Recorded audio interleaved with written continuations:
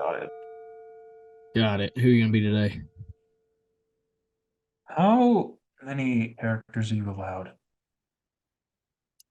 I'm not I've sure. been limited before. Oh, I'm fuck. not quite sure how many characters are allowed for a Zoom chat I'm sure name. there should be a lot.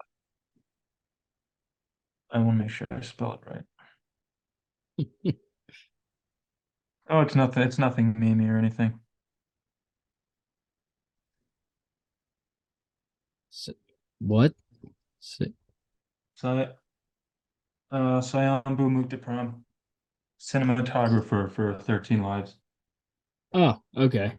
Underwater cinematography. Just Okay. wanted to give him some love. Cool.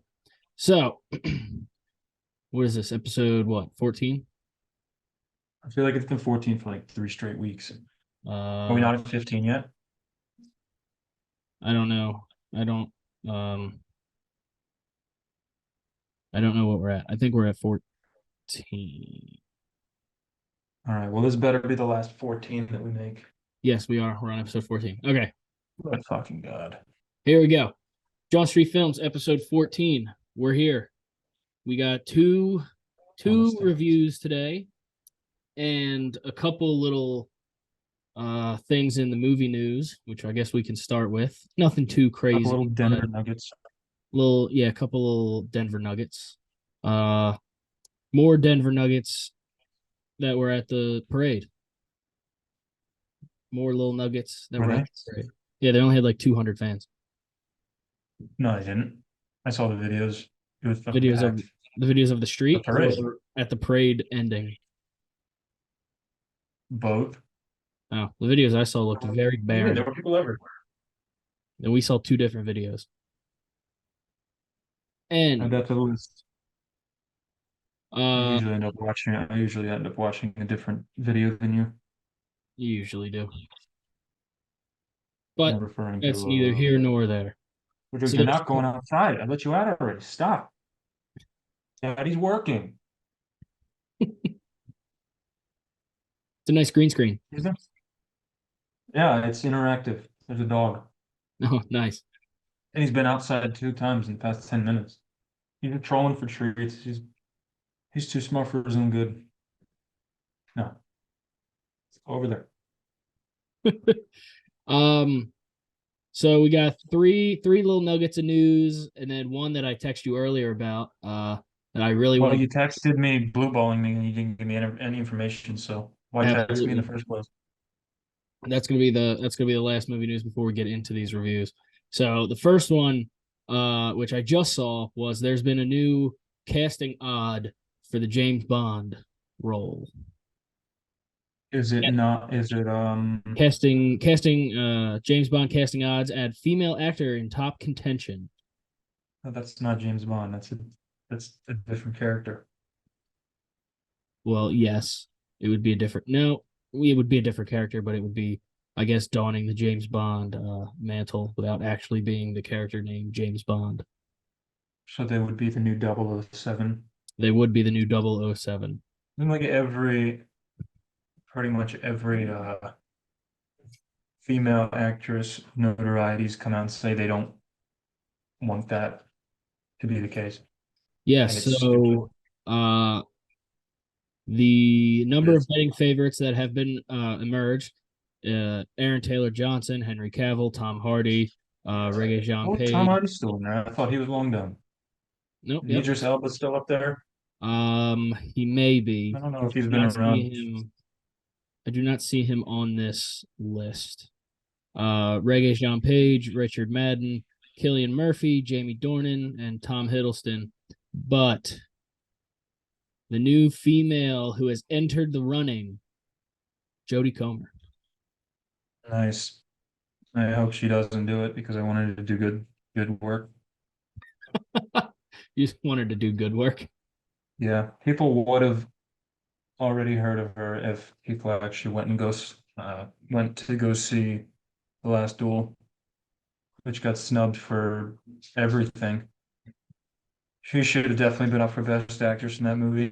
Ridley Scott should have been up for Best Director, Best Picture, the whole shebang. But we're about a year and a half removed from that. I'm never gonna let it go. Yeah. Like I'm never gonna let Mindhunter being canceled go. You're gonna hear about that every week. It's just the weekly tradition that I do on here. It's my coping strategy. Shut up. You're not going out again. Can you hear the whining? No, I cannot. Okay, well, I keep forgetting it's coming through the mic, so I guess since he's not right next to it. By God, I can hear you. You don't give a shit, do you? He's a very Italian dog. Anyway, Um, the other movie news we got Barbie has now topped in early box office tracking over Oppenheimer.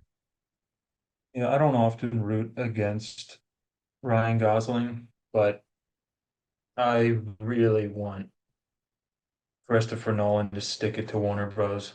Mm-hmm. I don't. This is new territory for Christopher Nolan, though. He hasn't had an R-rated movie since Insomnia in 2002, I believe. And I'm not sure. I know Nolan's one of those box office kings, but I'm not sure if you can overtake the Gauze and Margot Robbie in a Barbie movie. It's gonna be tough.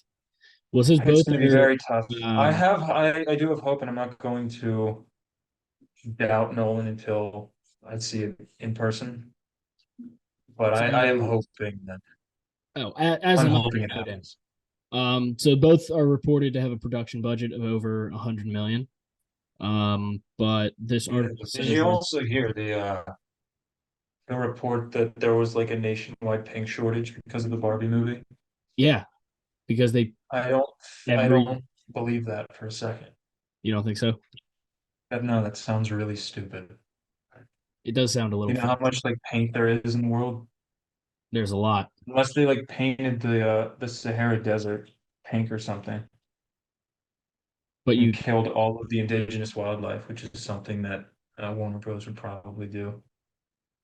just to try to stick it back to Christopher Nolan. Yeah, after and then they're actively trying to get him back now. Yeah. But this article says Fucking rude. there's no concrete figures of where they rank currently. So these projections are just going to shift as the How do you release. get these projections in the first place? Is it like Fandango ticket free sale orders or something? I'm not sure. I don't know how they project these things. Like, are they Oh, projecting? Am so I these projected in are here? Because I haven't pre-ordered my Barbie or Oppenheimer so tickets these yet. I are usually do that the according day that I go. according to reports from THR,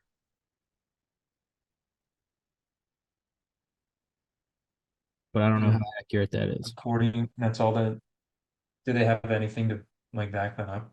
No, they Any said they have statistics or anything? Or those are just no concrete numbers or anything have been released because of the fluctuation. Like obviously it's going to change closer to release date.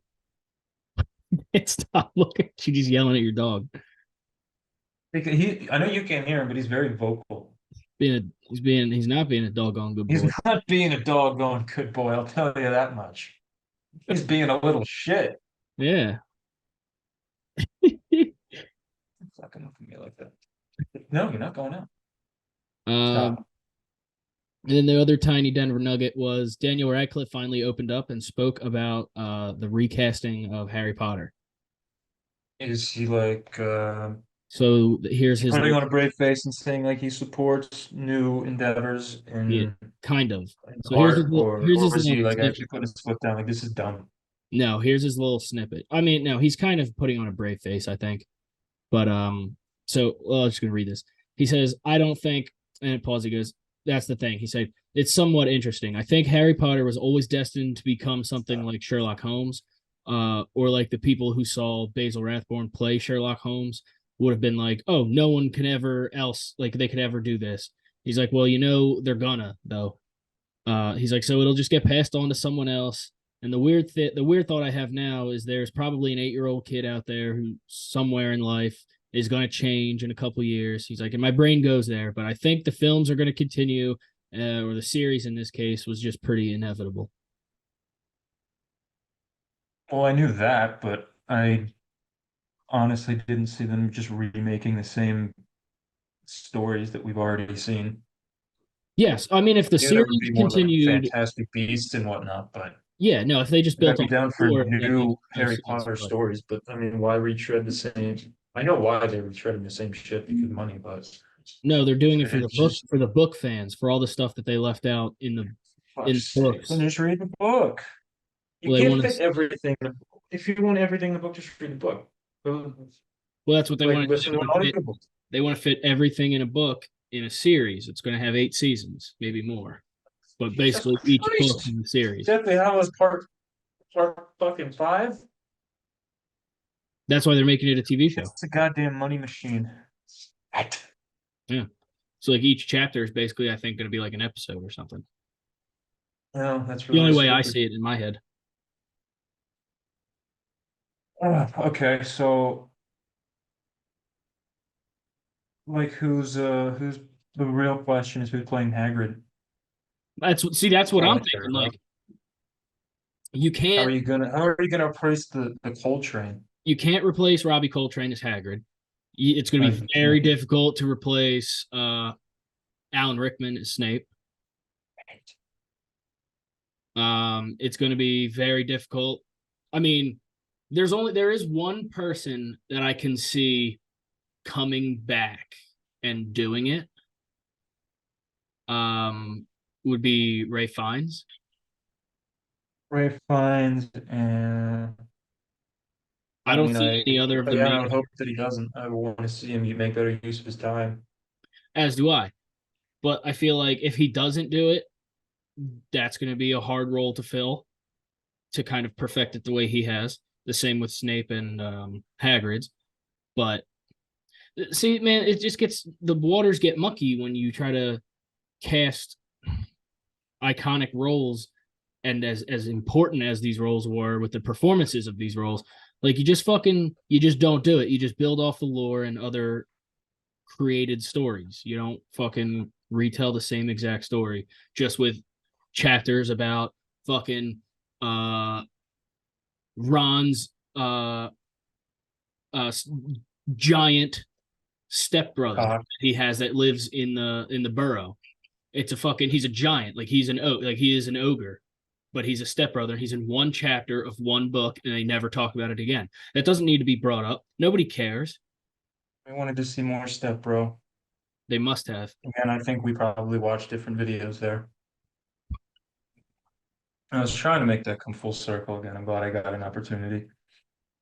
But But I'm waiting to see if more cast members open up think about it. Brandon Gleason's gonna come back with his Absolutely not. glass eye. Good. Do you think Domhnall Gleeson will come back? No. To play a minuscule role again? And how are you going to find twins? How are you going to find two goofball redheaded twins Are like the you gonna Phillips find brothers? twins? I don't know if go out and find two twins. There are more than just the one twins from the Harry Potter movies. Yeah, it's And gonna you be can find fucking. twins anywhere. Get the Kachuk brothers for all I care. Give me the fucking That'd Dylan make it Cole entertaining. Sprouse. Yeah, but I mean I want good acting. All right, that's enough Harry As Potter. much as I love the sweet deck of the sweet deck of Zach and life, no, the sweet life of Zach and Cody and the sweet life on deck. I've never been able to say that right. I always end up saying the sweet deck of Zach and life. I'm Basically, gonna what make it a, turned out to. I'm gonna have a damn panic attack. It's stop it. All right, All right, so here's the big one. bang on This the is this windows. is the one that really interests me, and I want to get your opinion on it. So Wes Anderson's new Netflix film. First contact. Or Here is contact. context. So Wes Anderson announced in an interview with IndieWire that he will be having an upcoming Netflix movie, The Wonderful Story of Henry Sugar, based off Roald Dahl's 1977 short story collection. This is the second adaptation of a Roald Dahl novel or story since Fantastic Mr. Fox. So uh, he says he prefers all of his movies to be shown in theaters over streaming.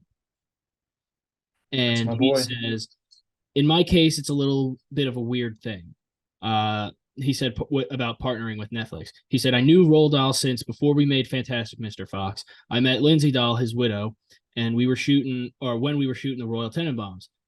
For years, I wanted to do Henry Sugar, and they set the story aside for me because I was friends with them. He said, Lindsay kind of handed the torch to Luke, Dahl's grandson, so I had this thing waiting for me, but I couldn't really figure out the approach. He said, I knew what I liked in the story, which was the writing of it, Dahl's words. He's like, I couldn't find the answer, and then I suddenly did. It's not a feature film. He said, by the time I was ready to do it, the Dahl family no longer had the rights to it all, and they sold the whole deal to Netflix. So here's the kicker. This film is Yeah, 37 minutes long. are we still talking about Asteroid City? No. Yeah, you cut out there for a second. I didn't hear what movie you were talking about. Oh, okay. You So it's cut from called, Asteroid City to 37 minutes. no, it's called The Wonderful Story of Henry Sugar. It is a Roald Dahl story adaptation. Okay. That is 37 minutes long. And it's going to Netflix. Correct. Okay. Wait, what does this have to do with Asteroid City? It doesn't. I was just talking about Asteroid City earlier, like before we started recording. Okay. There was a there was like a frozen moment of All right. about 15 seconds that I just didn't get there. Would So you like me? I can there's a clap right big now. plot, there's a big plot hole here of information that I missed. I'll clap right now. Mark, edit this part out, and we'll just rewind the whole thing and pretend like I didn't even talk about this to begin with, and we'll restart it. All right, I'm gonna use my acting skills to. Well, no, I don't even have to because I didn't fucking hear any of it. Okay, perfect. Here we go. So, Wes Anderson announced his new upcoming Netflix movie, The Wonderful Story of Henry Sugar, based on Roald Dahl's 1977 short story collection. He said he really wants his movies to be shown in theaters over streaming. So he had an interview with IndieWire about this, and he said, in my case, it's a bit of a weird thing, partnering with Netflix. He said, I knew Roald Dahl since before we made Fantastic Mr. Fox. I met his widow when we were shooting Royal Tenenbaums 20 years ago. And for years, I wanted to do Henry Sugar. He said, they set aside the story for me because I was friends with them. And Lindsay kind of handed the torch to Dahl's grandson. So I had this waiting. He's like, but I couldn't really figure out the approach. I knew what I liked in the story, which was the writing of it and using Dahl's words. He's like, but I couldn't find the answer. And then suddenly I did. But by the time I was ready to do it, the Dahl family no longer had the rights to it all, and they sold the whole deal to Netflix. And this film is 37 minutes long. No way. What does this have to do with Asteroid City? I said, Jesus Christ. It has nothing to do with Asteroid City. Has nothing to do with Okay, it. so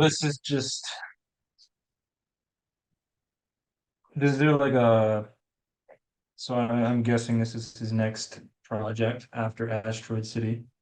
Yes. 37 minutes on Yes. He Netflix. said, suddenly, in essence, unfortunately, there was nowhere else you could do it since they own it now. But beyond it, because it's a 37-minute movie, it was the perfect place to do it because it's not really a movie.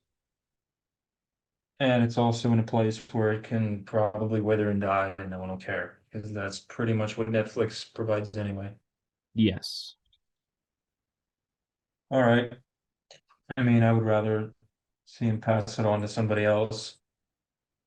He said it's I not. don't really know if I want to see a 37-minute. I mean, I'll watch it, but He said it's not quite the choice probably watch it and between. then want to watch like an hour and a half or hour, 2 hour long version of it afterwards. Yeah, he said the only ways they could release it in cinema is if he's like you have to sell cheaper tickets or do a double feature. He said I've only had good experience with Netflix before, but I'm happy to be putting Asteroid City out Okay. in cinemas. Did Netflix have a gun to his head when he said that? Probably. I know they did. All right, hold on. I'm letting this fucking dog out.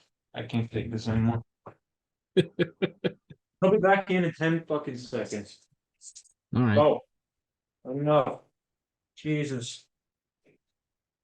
If he runs away and I have to go and find him for 10 minutes, You better fucking take your really gonna computer. throw me You better off. take your fucking computer and microphone with you.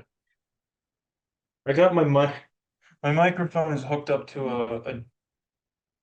a dinner chair, and I'm just sitting. I got my phone to. I got no available arm space for anything. Nice. Like if an intruder walked in here with a shotgun, it would take me 10 to 15 seconds just to stand up and get in an apt fighting position. I'd Well, be so fucked. you should have him come on the show first. Yeah, I'd be like, what are your thoughts on a 37-minute Wes Anderson feature on Netflix? Do you feel like you're being shortchanged by about an hour and 10 minutes? And do you Yeah. And then boom, then my head blows up. well then you have to ask him and be like, read these comments from Wes Anderson. Do you think Netflix had a gun to his head, kind of like you You have a gun think to the mine? same way that you have a gun to my head? Do you work for Netflix, sir? That's what I'd ask him. Yeah. Oh, Perfect. unlucky back. Really throwing off the flow here. Can you please? You're not getting a treat, you fat fuck. Bring JoJo on the camera. Put him on the show. Yeah. He's absolutely not going to happen. The Ah, only thing he hates more than not going outside every 5 minutes is trying to be picked up. do that because we could have fucking clipped it. I could have used it as a thumbnail, and we could have targeted this episode to all dog fans. All right, you want to? I'll warn you, it's going to take like it could take a while to wrangle him up. All right, for the YouTube viewers, Zach is currently walking around his parents' house trying to grab his dog. So this is going to be like a little short film for the. Oh, never mind, it's over. You grabbed it. There's JoJo. Yeah. As soon as I sit down, he's going to start kicking. Stop. JoJo. Look into the JoJo. camera. Say JoJo. Sayam Punuptikram. Say Sayam Punuptikram. There you JoJo. go. Good boy. Yeah, there's your thumbnail. There it is. Oh Yeah, boy, JoJo. it's genuinely confused. Say something in the mic. Oh, fucking All right. save some oxygen for the rest of us, kid. All right. All right. Go on. And right back to the door. Fuck yeah. Now he's all riled up. He's like, there's a man in Well, that fucking box. I gotta get him out. he was legitimately confused. He was And he terrified. doesn't look at the TV. He doesn't look at the TV like that. He was scared. You could see right into his soul. Looked like me on edibles the last time. So when you fell down The last time. when you broke your doors and fell down the stairs. No, the night before the fantasy draft. Oh, Bad edibles. Where oh, I couldn't get out of bed till 4:30.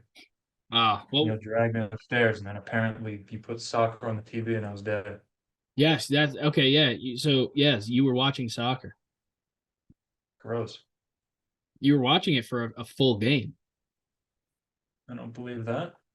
You did. It was Real Salt Lake and Inter Miami. Real Salt Lake as opposed to No, Real. fake Salt Lake. What does that even mean? That's fucking football. Whatever. Real. Yeah. What's a real? I don't know.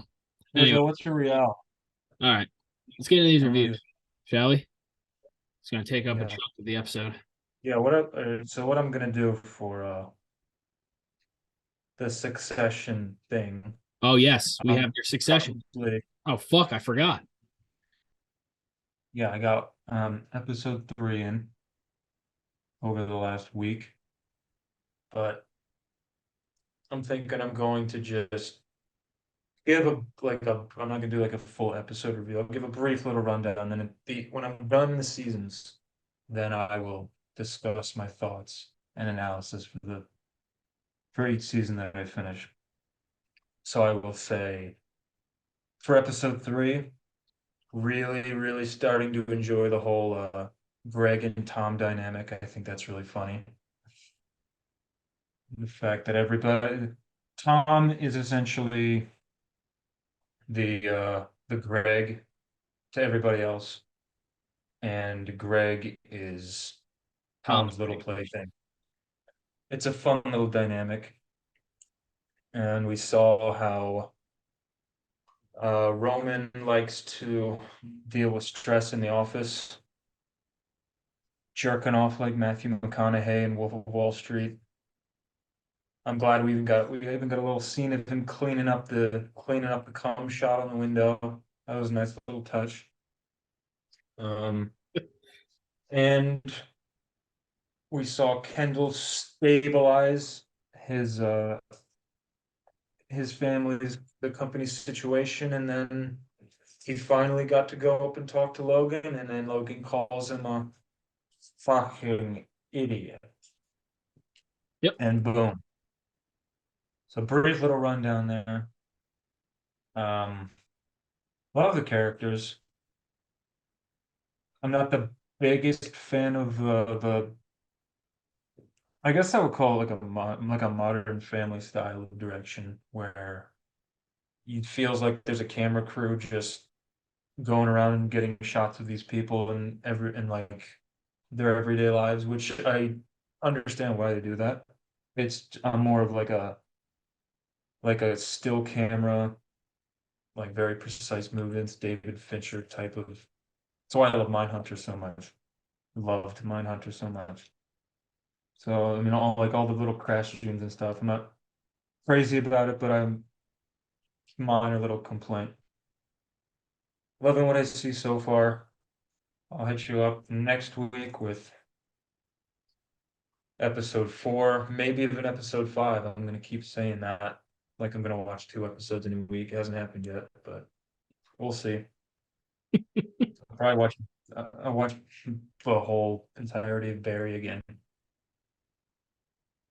But so far so good. Was it? No, it was 3 episodes. Yeah. It Okay. is. It's such a great show. I'm trying to think. It really is. Yeah, I like what I see so far. And I'm glad that I am talking about season one right when season one is really popping off. Oh yeah, it's the So perfect there's show. that little rundown. Little I rundown. like it so far. Good. I haven't obviously gotten like my teeth completely sunk in yet, but we'll get there. All right, All right. that's that. Still Now here not very good we go. at those, but I'll get better at those, I guess. Or not. Who fucking knows? Yeah, who cares? That was pretty Uh, shitty. so here we go. Which one do we want to do first?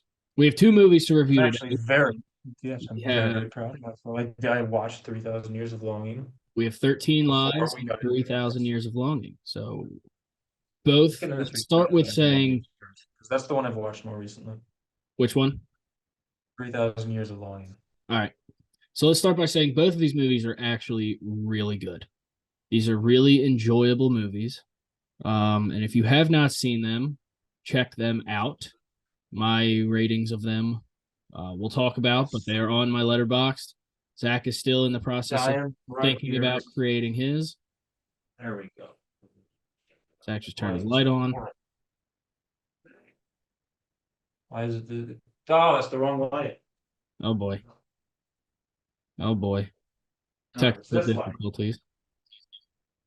Oh, you fucking idiot. Fucking simpleton.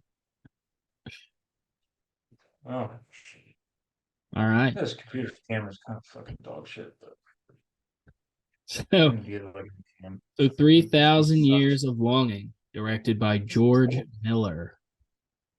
Yes. Uh, Mad Max is George Miller. a little rundown of it. A solitary scholar discovers an ancient bottle while on a trip to Istanbul and unleashes a jinn who offers her three wishes. A jinn is basically like a genie. Filled with reluctance, she is unable to come up with one until his stories spark in her a desire to be loved. Yes. I think a better name for this movie would have been Jin Unchained. The D is silent. Want to Very see? good name. I want to see Idris Elba's genie and Will Smith's genie fight. Where would Chris Rock fall into this? Fuck. Uh, that's tough. I don't know. We'll wait for the sequel Yeah, for we'll that. wait for The for money hungry. uh 3,000 more years of longing. The sequel. Yeah, just like now, what Avatar fans are going to have to be dealing with 3,000 more years till you get another Avatar movie. Yep, Did you hear they got delayed into the 2030s? it did. 2031. It'll be 31 years after initial, or 30 years after What the. the fuck? Yeah, Zoe Saldana is going to be like 57. Yeah, they're gonna have to recast fucking Sigourney Weaver. She'll be dead. No, they'll just use her voice and put her in an even more younger, uncomfortable feeling blue fucking thing. All right, A blue cat alien. let's get into this. So you Is it start racist if I say blue cat alien? That's what blue they cat. are, right?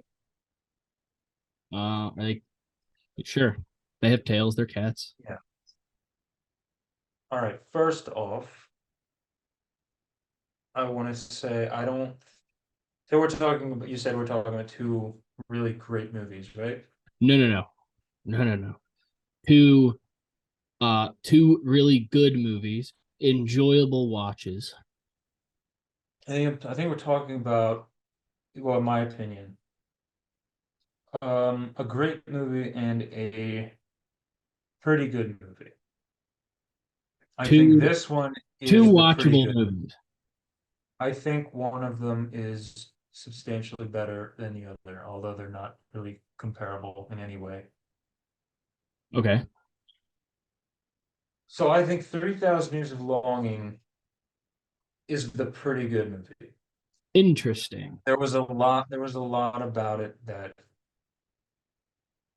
left me kind of scratching my head or wanting a little bit more when it comes to the runtime. I think it's a little bit short. I don't think they get to everything, flesh everything out that they wanted to, because this is based off of a book Correct.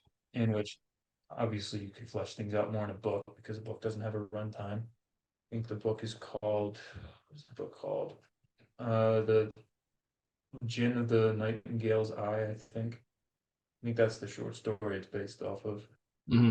But um, going right into it, I didn't watch this when it first came out, but I did hear it was rated R, and right off the bat, I don't think it, with the exception of like the really gigantic woman fetish scene, Hmm. I don't think it lived up to its R rating at all. I Agree. don't know what the box off. I don't know. This was an Amazon movie, right? Yes. Was it released in No, no, no, cinemas? no, no, no. No, Uh, I only heard a few things about it.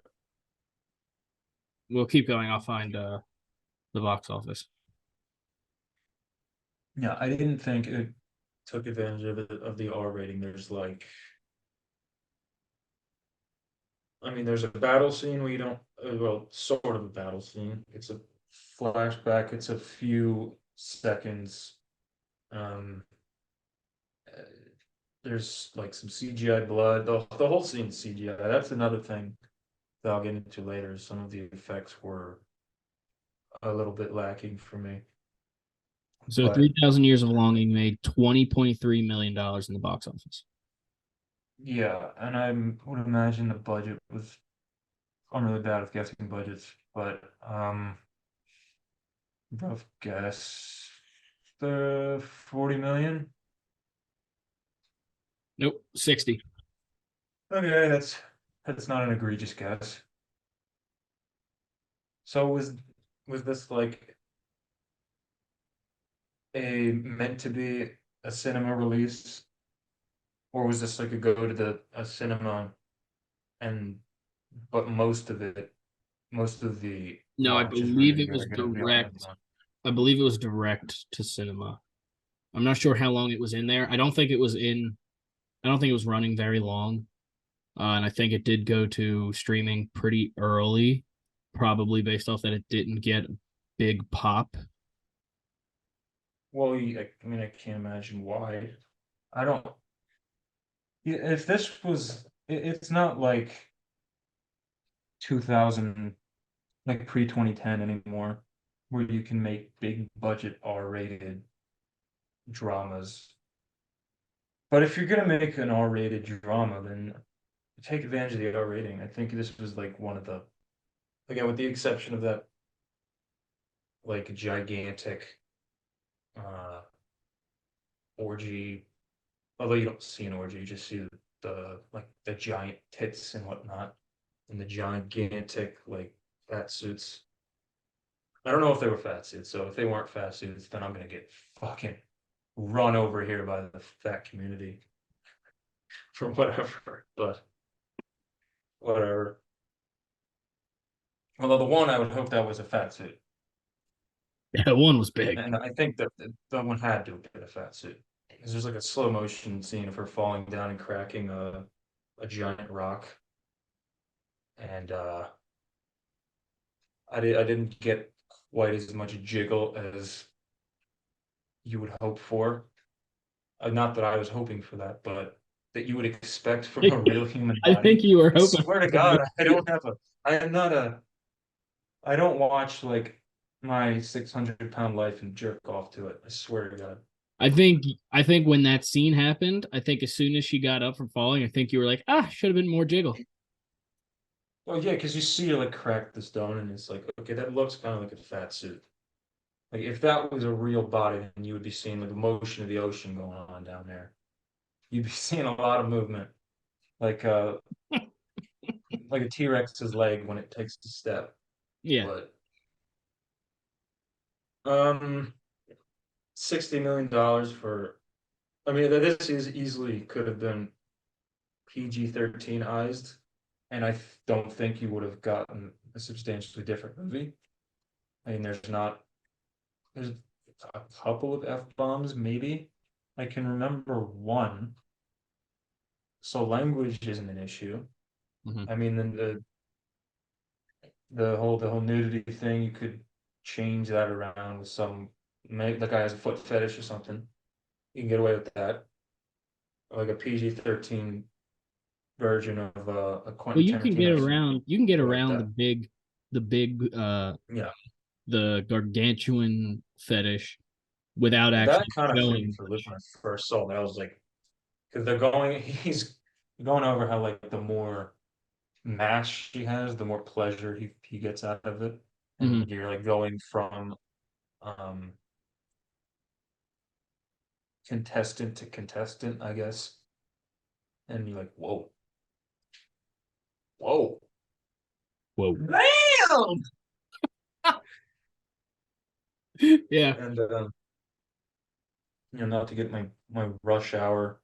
I don't want to bring out my rush hour too quickly because when I do, then there's no putting it back. Um, so I mean, they probably did themselves a disservice financially making this rated R, especially with a $60 million budget. Um, kind of a minor thing. Doesn't, I mean, it doesn't bother me. I'm not taking any financial hits for it. Mhm.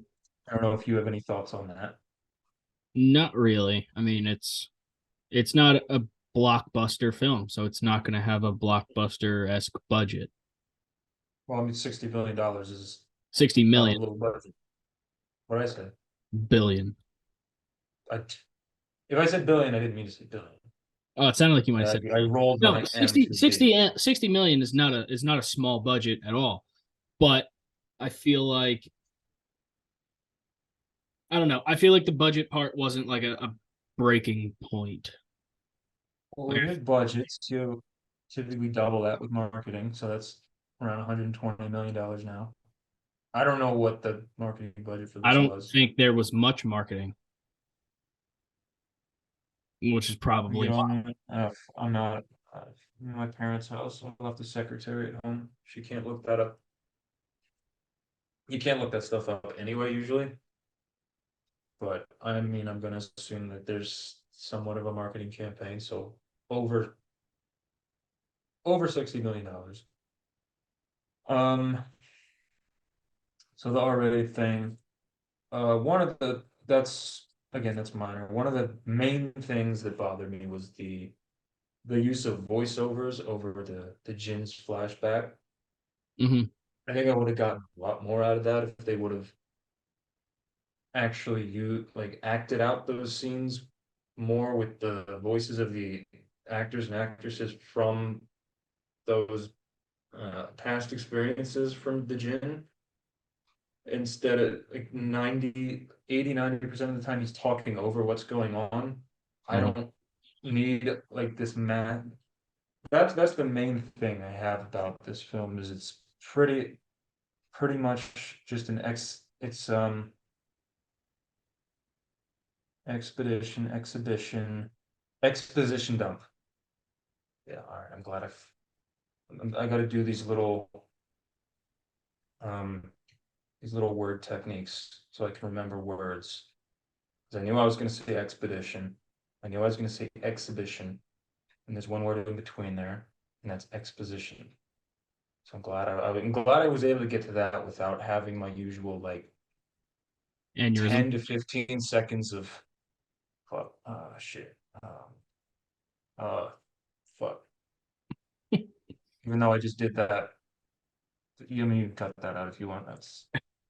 That's intentional dead air. Yeah. But the voiceovers kind of bothered me. I wanted to be immersed in the past scenes or the past lives that he was involved in. I didn't get that as much as I wanted to Hmm.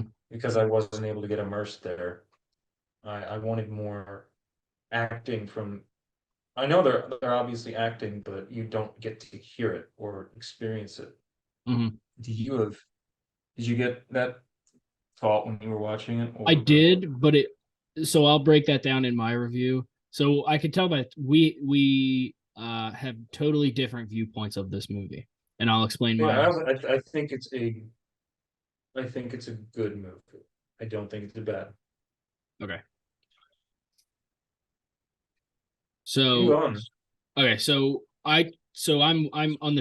I'm not on the complete opposite spectrum. I like this movie a whole lot more than you did. So Yeah. I thought this movie was pretty close to brilliant. Um, I thought what I am going to say that this wonderful piece of filmmaking, which I believe is not going to be for everybody for the reasons that you have laid out. The film leans heavy on the themes of intimacy, love, fear, betrayal, and George Miller drops us into a visual spectacle with beautiful set designs and his extravagant use of color.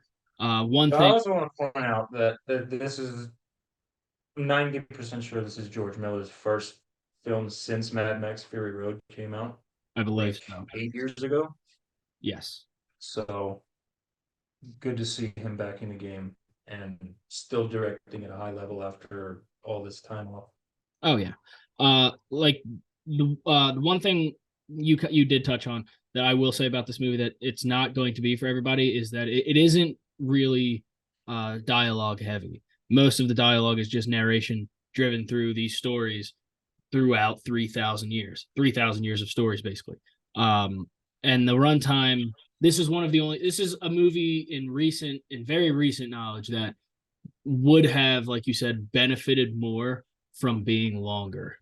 With an hour and what 48 minutes, Yeah. this movie has all the tools to be 2.5 plus. You have fucking 3,000 years of stories you can dive deeper into and do a whole lot more of it. But those are just little nicks on this film for me. Um, it's I see this movie as a love letter to storytelling, right? Because it is all he's doing is just telling different stories within. Yeah, I do understand why they did the voiceovers. He's like this master storyteller. Mhm. It's just Um, my preference. I would have liked to be a little more immersed in those scenes. mhm. And I Oh, I feel like I was agree. getting There too. are instances where I felt like they could have, because I didn't really care. You know what I mean? Like I didn't really care Yeah, about I wanted to be really. The one scene that comes to mind that I really wanted the dialogue from was the whole Zephyr storyline. the. Mhm. I found that so interesting, but I wasn't. I felt like I was in there with like um a headset on, just listening to Idris Elba tell me what was going on.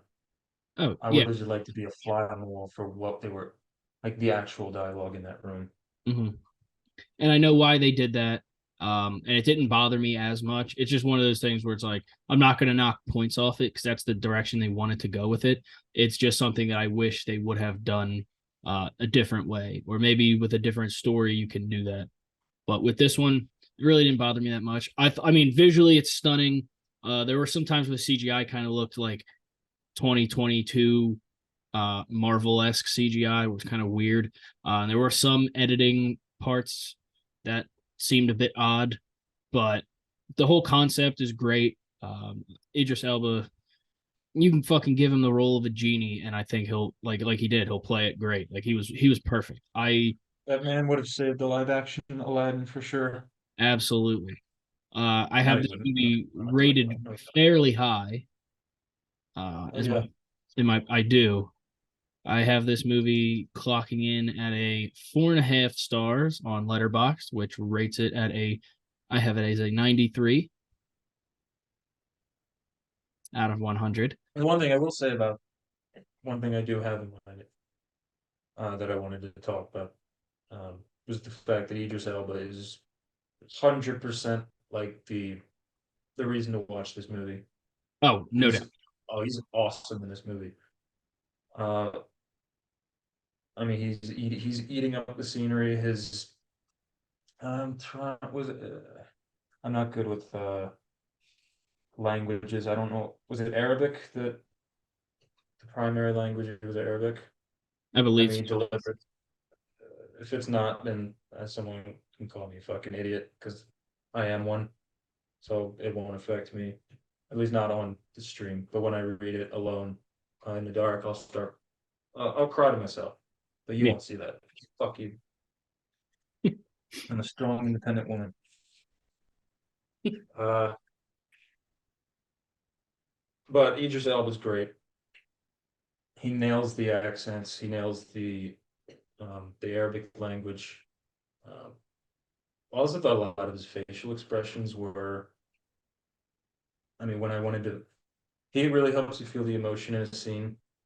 Conversely, though, I liked Tilda Swinton in this movie. I didn't think she had as much to do as Tilda Swinton is capable of giving you.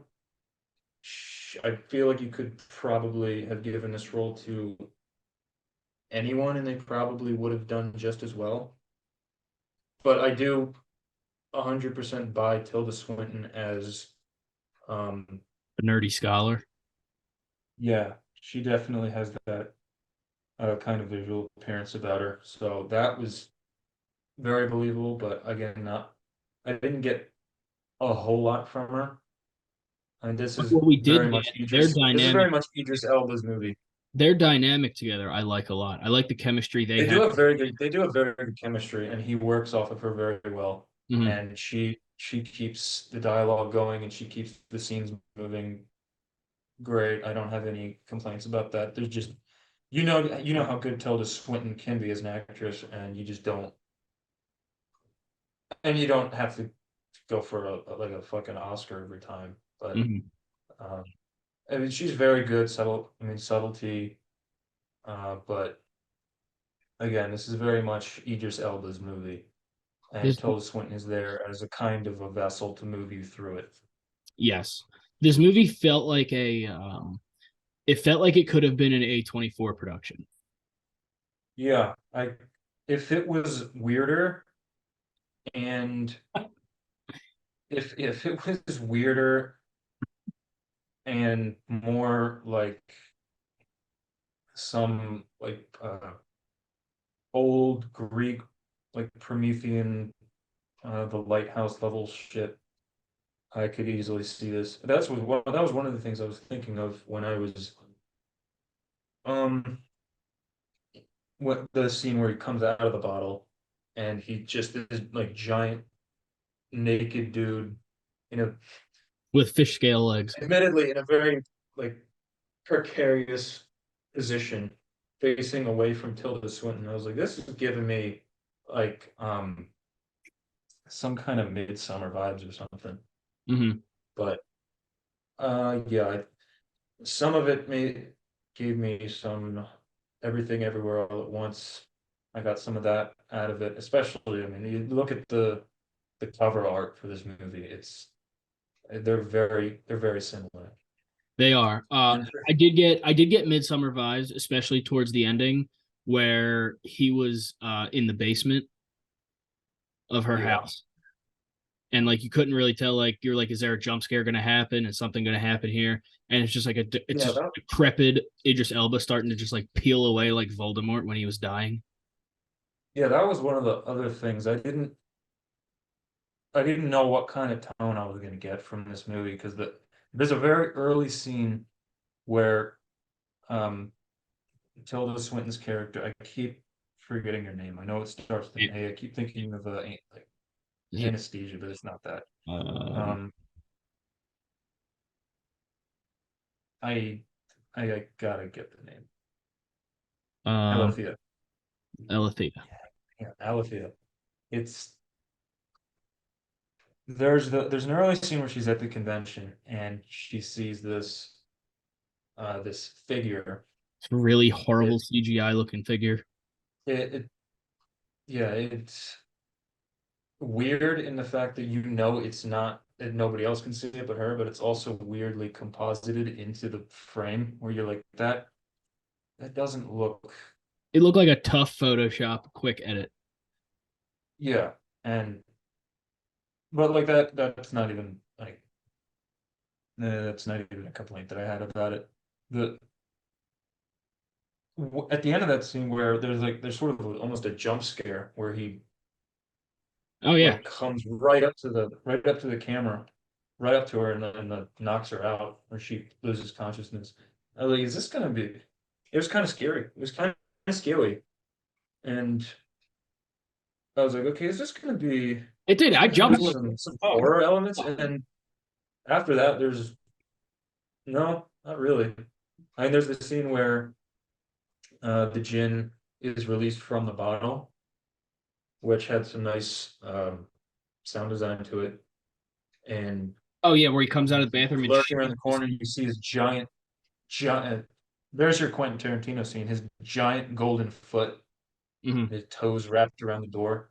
Well, they You're like, made what you is this feel thing like gonna it was look going to like? be. They made you feel that way because they did like there's like a 2 minute just like steady cam on her the entire time. Yeah, and you don't get any um any horror after that, but it was effective for what it's worth. Um, I was feeling a little bit of that suspense, not knowing what I was going to see visually when she went around the corner, but it was just a really, really big Idris Elba. Naked. Um, naked, but unfortunately you don't get to see everything. I was yeah, I was about to text you when I was in the scene where he's just like facing away from her, just speaking Arabic, and I was just about to text you a picture of that saying I usually skip this part. But um so there was that. Um yeah. You just get right into the meat of it, and there wasn't anything there. That was the Homer's Odyssey just to get to a shitty sex joke. Yeah. But I if it didn't land, I don't care. So that yeah, so that was just a little like thematic inconsistency, I guess. Not a big deal. I get why they used it. Um, it was effective in like showing her entry into this new into the Jin's world. So it was fine. I would have liked to see a little bit more of the horror elements. There's definitely a lot of stuff in here that is predicated towards that. And again, I think that comes down to not using the R rating that they were given quite enough. You could have thrown a But lot of those horror elements into those stories he was telling, like with the girl, yeah, the one with the prince and his father, or got betrayed. That could have been like a really horror driven and like more yeah, if they suspense really wanted to filling. go like the A24 route, then we could have gotten like a My 600 Pound Life orgy scene, like 5 minutes long, like the Midsummer sex scene, but just with a bunch of really overweight people. Mm-hmm. I mean, like we have an R rating, we might as well use it. But Mm-hmm. that's just my take on it. I'm Yeah, I was sure kind of. a lot of people, including a lot of people, mothers would not agree with that, I think specifically mine. I would have maybe gave this a perfect rating if during the orgy, the fat orgy part, if like Doctor Now from My 600 Pound Life was just in there. You know, or like Chris Hansen walks in and says, "Are you aware that this overage girl is actually 15?" And Yeah, they're like, "Dude, it's like 500 1433 it's like AD. 500 AD." And he's like, "Understandable. Have a nice day." Yeah, it was just like a Um, PSA. yeah, For like 15 Count cents a Hat. day, you can help childhood obesity. Yeah, they'll probably eat your donation money. What One would of you the rate funniest this? jokes, one of the funniest joke I ever heard was I think it was Anthony Jeselnik. He said for just a penny a day you can feed a starving African. He says, I didn't know they ate pennies. Anthony Jeselnik hasn't done anything in a while. I want Wonder to why. hear he needs more stand up. But that's very, very you see how quickly I grabbed that rabbit hole Yep. by the tail before we went down a 30-minute long epic?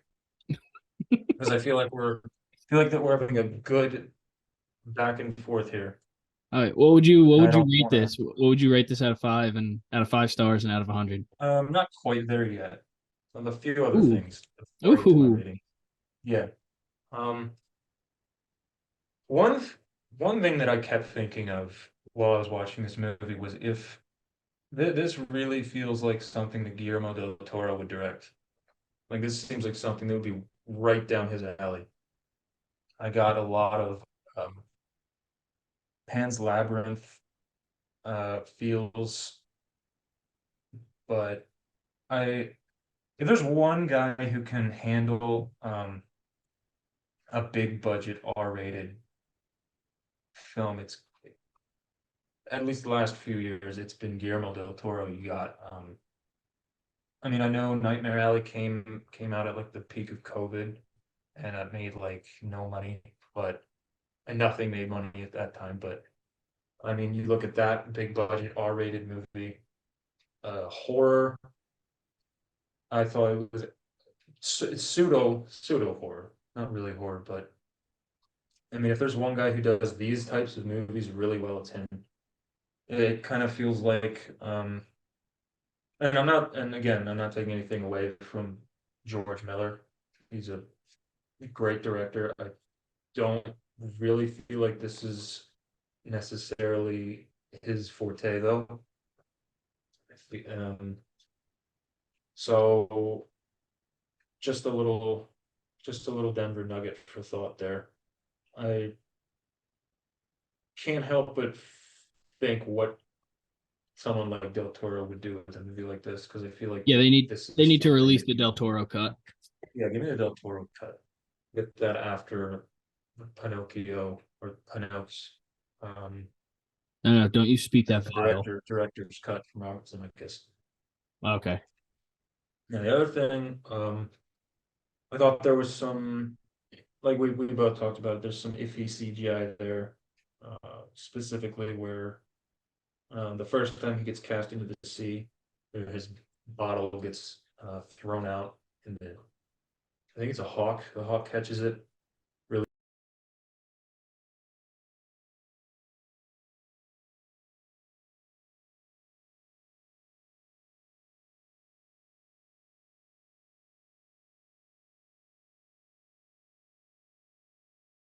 out of it the most, and I felt like I was almost watching uh, like Ant-Man and the Hawk or something. But I mean that's and it's not that prevalent. There's the I mean the scene where the Jinn gets released initially, and you get that really CGI puff of cloud. Um, just a couple small instances like that, but again, nothing egregiously bad. But again, I think the one thing I keep coming back to is I think this needed to be a little bit longer just to flesh out the story a little bit more. I just felt myself not particularly, and I think again, it's just a lot of it comes down to personal preference and me not liking necessarily the voiceover decision.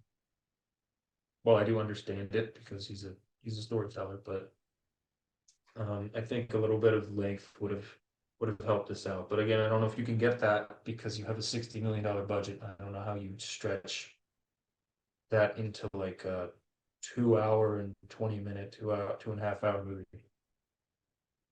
Yeah. There's a lot of That comes down elements. to the writing to it. If you write that part out, then you can pitch it for a bigger budget and then you can stretch it out however you want. But when you write it specifically to be narrated over, then that just shaves a shit ton of money off of the production value. Well, you also have when you're adapting something from a novel or a story or a short story or a poem or whatever you have, you always have to make decisions about what you want to cut and what you want to revise and what you want to change. So, I mean, I can make again, I can make criticisms all I want. I don't. I'm not anywhere near a production. I don't know, what the budget constraints and the studios and executive breathing down their throats. I'm just an idiot talking about these things. Well, That's you'll the be one thing I you'll be a want. part of it soon once this pirate film gets greenlit. Yeah, yeah. That's the one thing I want you all to take away from is this is my opinion. I don't want you to take it as fact because I and I have no difficulty admitting this now. I am an idiot. I'm very stupid. And I can talk about things because I don't I can talk about things freely and not have any fear of it because I don't live in Pakistan or whatever. Like no Istanbul. one's gonna cut. No one's gonna. Yeah, it's the well. That's Turkey. That's that's another. That's probably the biggest issue I have, which I'm gonna get to in a second. Um, but yeah, much like Rotten Tomatoes, don't take Rotten Tomatoes' word for it. Don't take my word for it. Take your own word for it because Just take our you can recommendations. love something. You can love something that I hate. I can love something you hate. We can have a Blonde 2.0 discussion. mild, yeah, we can have a mild mannered adult discussion about it that may occasionally spiral into name calling and like you're me calling you a fucking idiot, and you calling me a fucking dumb fuck. So in that one sentence alone, I use the F bomb more than in the entire 3,000 years of longing, which is honestly admirable for them and shows that I need more restraint myself. But it's probably never going to happen because I have serious anger issues. It's crazy But that they should just use this review and our blonde discussion and just show that to people who are these extreme political lefts and rights who are just constantly hating each other and just be like, look, this is how you just talk it out. yeah, Look at these two stupid fucks on a podcast no one listens to talk about a movie nobody gives a rat's ass about and how one hates it and the other one likes it and they call each other a stupid moron and then they just moved on. once you accept the fact that you are in fact a stupid fuck, endless possibilities enter your domain. Yeah. Boundless opportunities once you realize that you are in fact not as smart as everybody else. And You when can you get away accept with more. that You can fact, get away with more you shit. this moment of clarity washes over you There when you is. realize that. You can do more shit because then you can just use the Yeah. excuse, I'm stupid. And then somebody criticizes you for it, and you go, "Well, I told you I'm look dumb. at me. Fucking Just fucking look your at me. fault for giving me all this money. Yeah. What did you think you were gonna get?" Yeah. You guys gave me this platform. You guys, I've told you I'm stupid. You know, it's your job to capitalize financially off of our stupidity because there is an audience out there for this. I guarantee it. You find it, Mark.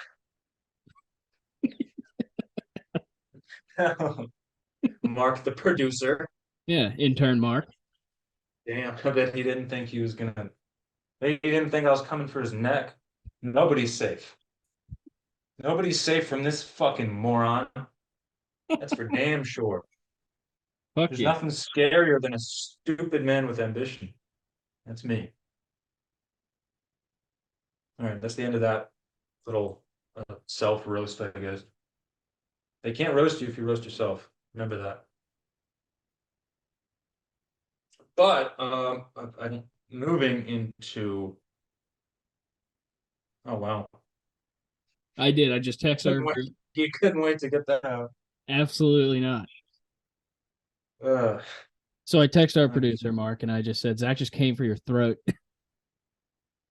I I didn't come for your throat. I'm just letting you know Which that came down his throat. you need that it's your job to move us to the stratosphere. It's your job to find other like-minded, stupid fucks out there because there's a lot of them, and they need this, and we need them. We all need to come together and We need them. destroy Rotten We need them. Tomatoes. We need them more than they need us. Exactly. I don't need no. I don't need no man. I just need some stupid fuck. Yeah, I just need an idiot out there who can have a logical, air quotes, conversation about why Battle Los Angeles 2009 is actually a fucking awesome movie. It's all I've ever wanted. What did I review that? I don't think I like that movie. Well, we can have a. All right, stay tuned next week where we review Battle Los Angeles 2009, starring Aaron Eckhart and Nelly. Fuck It yeah. also falls Yeah. into that group of. What did I review this? It was is this on your list? I don't hold on. Oh, it's Your maybe like quick review list? no, it's not on I have to check. No, it's not on my quick review list. We will it's not Oh good. yeah, we are going to circle around Battle Los Angeles We will circle because that that back came out. because I have Battle LA pretty I'll wait. I'm not gonna spoil it.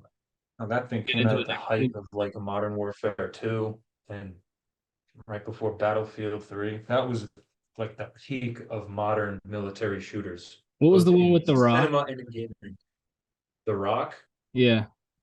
the movie The Rock, or you Yeah, think the one Dwayne with Johnson? Dwayne Johnson. Is this is a military movie Mm-hmm.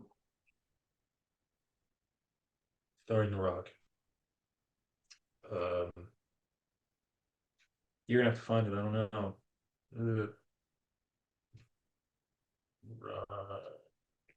Runner. No. I'll find it. Dwayne We'll figure it out. Anyway, we'll Dwayne Wade. continue. Yep, Dwayne Wade. Continue with this. Is it Moana? Yep, that's the one. I mean, you look through the Rock's IMDb page, and it's just like it's the same movie with the reskinned wallpaper. Was it Doom? No. All right, I'm gonna have one more guess. G.I. Joe. Maybe. God damn it. All right, I'm gonna go out on a maybe. Really, really, yeah, we did not get a hold of that rabbit. No, we That did. rabbit dragged us into the hole deep. Damn.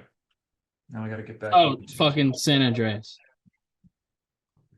He wasn't in the military, and that was he. I didn't say he was in the military, did I?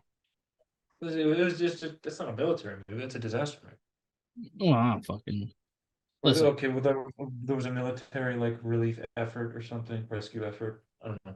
I know Alexandra Daddario was in that, and The Rock was in that, and that's about all I know. And it took place in Grand Theft Auto.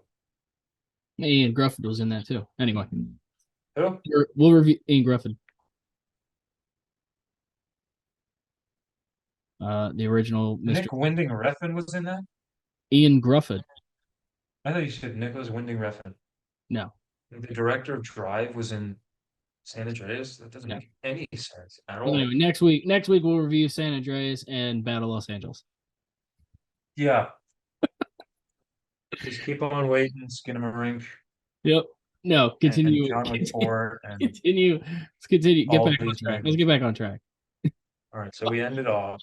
We before we stepped on that landmine, we were at um story needed to be longer, I think. Is Yeah, that we where we got past were? that part. Okay. Um, all right, so the next thing that I had was I would have preferred to see some more creative use of practical effects, being that the director of Mad Max Fury Road was helming this movie. Instead of some of the CGI shots we got, I would have liked to see some form of creative um practical like birds or I keep coming back to that one scene. I wish that's the one scene with the eagle dropping the bottle into the ocean. I know there's a different way that they could have made that practically, but it comes down to some of the some obvious green screens where you can see they had to make these like long stretching like hallways in these buildings, and you can tell it's not there. There's a there's a scene at the end where she walks out on her balcony in London, Hmm. and Oh, there's a she's couple of yelling at her houses. elderly neighbors. Yeah, the one old lady. I don't know if you recognized her from Mad Max Fury Road. She was the old woman who had all of the seeds before she got shot in the throat. So um that was a nice little, not a callback to Fury Road, but I was like, okay, so George Miller clearly reuses um, actors and actresses, including Mel Gibson, I guess, obviously. But that's neither here nor there. So there's that. But that said, I thought it was and despite everything the negatives, I do think it's a very touching story. Almost brought a tear to my eye, which is fairly difficult to do, for me at least. I don't really remember how to cry anymore, unless I'm reading your guys' comments at 3 a.m. There are no comments, but there will be. There will be I'll once cry Mark gets tears the of fuck joy. on it. Yeah.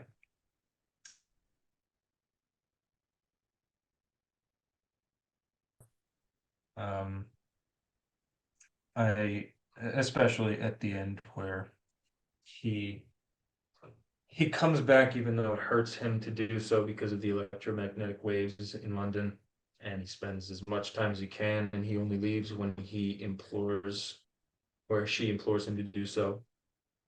But that brings me to the biggest issue that I have with the movie, which is the the plot hole that just doesn't make any fucking sense as far as I'm concerned. These electromagnetic waves that he can't handle in London, for some reason he can handle them in Turkey. which is a first world country, by the way, has just as many electromagnetic waves. But that aside, if she truly loves this gin so much, why if you can move back to Istanbul to live out your life, go to like a log cabin or something. Yeah, Why do you have to stay in London? Clearly, you don't like your neighbors. Clearly, you're a solitary creature. Why because that not city needs go? protecting. This the city needs Tilda Swinton to protect it. Yep. Um, or I guess the gin can't protect it uh, on count of all the electromagnetic waves. So I guess that's the big question I come out thinking is why doesn't she just move somewhere with less electromagnetic traffic? Seems like a simple fix. Yeah. You were talking to him perfectly for an hour and 30 minutes in this hotel Yeah, room. it's like You just stay there. I love you more than anything, but have you seen my flat? I ain't leaving this place. No, I have to go back to my cunty I neighbor. will never. So I thought that above all else was kind of dumbfounding to me. I was just like, go live in the woods. Yeah. Go out and live in a rural area Go where you don't anywhere have to but deal with London. this. Yeah, let's do that. Simple fix. I mean, I could have told you that, Hmm. but I mean, good luck. I hope your gin visits you again in 6 years. By the way, your neighbors are kind of bigots and assholes. You should probably move regardless. See ya. Yeah, exactly. Should be like, who is that American and why is he so dumb? He clearly doesn't have any listeners on his podcast. Yeah, Stupid asshole. I'll leave him one comment. I'll leave one comment from Tilda Swinton. Kill Kill yourself. yourself. Yeah. Yeah, that's what it would be. Yep. All right. So, what's your final rating So, on it? my final rating, I'll go just out of like the letterbox thing. You can do the Like, letterbox thing, or you can do out of 100. all right, I'll go 73. Ooh. 73 out of 100. And again, I have to go over this every time I go over my fictional letterboxed system. My review system is different than Dom's, so 73 is good. It's above average. Don't come at my throat for that. No, just come in your All throat. of you 3,000 years of longing stands out there. Yeah. We're Know that I'm waiting. talking We to. have 3,000 years of longing before our next fucking comment that says for you to kill yourself. Yeah, Tilda, time's a ticking. Get it Time done. is ticking. All Time right. is a ticking. Get it done now. So So 3,000 years of 70. longing. Watch the movie. Um, form your own opinion on it. Again, it's not for everybody. I don't think they intended it for being for everyone. They wanted to tell a story, and they told a story, but they could have told a story in a different way. They could have told more of a story. Yeah, and if you're scared of R-rated movies, just close your eyes at um the obese fetish scene. Or don't. Nothing happens, but I mean, Or tell us that's your favorite part because it was our favorite part. I was It's my favorite part. like looking at the eighth wonder of the world on that last particular character. Yeah, Still seeing it. I'm still hoping it was a fat suit, but again, doesn't matter. doesn't matter. So that's so I guess that translates to about 3.5 Somewhere between a 3 and a 3.5 out of 5. Solid. Solid movie. Go watch it. Tell us what you think. Go birds. And go birds. All right. Review number 2. The one Zach says is the best of the two. Um, There's a there's a mountain to climb, there is and a mountain to climb. that Mine mountain is is 2 steps. the mountain One has to is be on the two. bottom, one has to be on the top. Yep. This one happens to be on the top for me. Yep. And this one happens to be my bottom step. But Amazon's original, based off a true story from director Ronald Howard, starring Viggo Mortensen, Certified Colin Farrell, good job Joel by Ron Howard. Edgerton, Paul Gleason. This movie, 13 lives, 5,000 people, 17 countries, one miracle that united the world. Based on a true Reading the nail-biting poster. mission that captivated the world. 12 boys and the coach of a Thai soccer team explore the Tom Luang cave when an unexpected rainstorm traps them in a chamber inside the mountain. Entombed behind a maze of flooded cave tunnels, they face impossible odds. A team of world-class divers navigate through the miles of dangerous cave networks to discover that finding the boys is only the beginning. So, my review. This is a feel-good movie. Very This much so. movie has a lot of emotion in it. Thrill, fear, worry, excitement, joy, and happiness. You could probably rattle off love and a bunch of others. I think Ron Howard did a wonderful job with this film. He made you feel the emotion. Viggo Mortensen, Colin Farrell, Joel Edgerton, phenomenal. I feel Colin Farrell, in my opinion, was the standout star of this movie. He played the role of this nerdy cave diver to absolute perfection, where Viggo Mortensen was more of the rustic bad boy hero type of diver. There were things about this movie that I could nitpick. I don't think I'm going to really dive into that. See what I did there? But this is just an overall. This is a really fun movie. It's not. I don't want to say fun movie. It's a Fun. really it's a really That's good an movie. interesting way to put it. Yeah, it's not a fun movie. It's a heartwarming It's the story. joyride. Nail biting. It's a nail biting movie. Yeah. Um, it is a very very much an enjoyable movie. Surprising it went right to Amazon instead of in theaters because I feel like this could have done well in theaters. Based off of Get a the hold the streaming um services get a hold of you, it's all over. yeah, based off the gravity of the situation that actually unfolded, this movie I feel like could have done really well in the box office. But that's not my decision. I'm just the stupid fuck talking into a microphone about it. Uh with all the things Arguments that nitpick me, I think I have this as a high 70s, 77, I think uh to be frank. But as long I as enjoy it. Watch it. I can be Dean and someone else can be Sammy. Yep. It's a psych reference. I never thought I'd get to use that one. Dean and Sam. Glad it did Is though. that a supernatural reference? No, it's a Rat Pack reference. Hmm. Frank Sinatra, Sammy Davis, and Dean Martin. Well, Obviously, Dean Dean and gets to Sam are be. also two characters in the long running TV show Supernatural. So if you're Frank, obviously, Dean gets to be Sammy, and I get to be Dean. Oh, gotcha. Okay.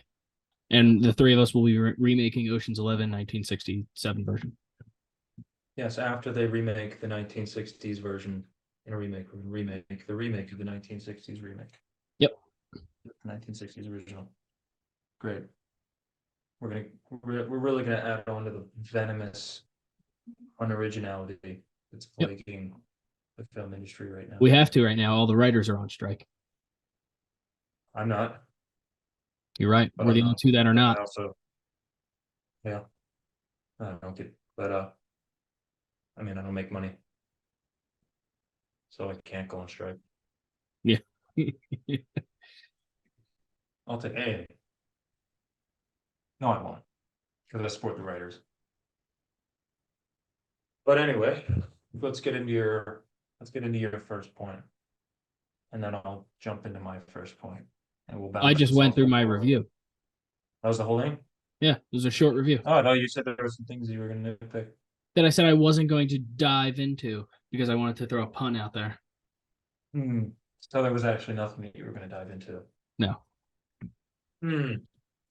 Illegitified. That's a new word I just made up. Nice. All right. So, I mean, I didn't come up with a number yet. I usually arrive at a grade at the end of these things organically. I didn't have a grade for 3,000 Years of Longing before we came to the end of that. So,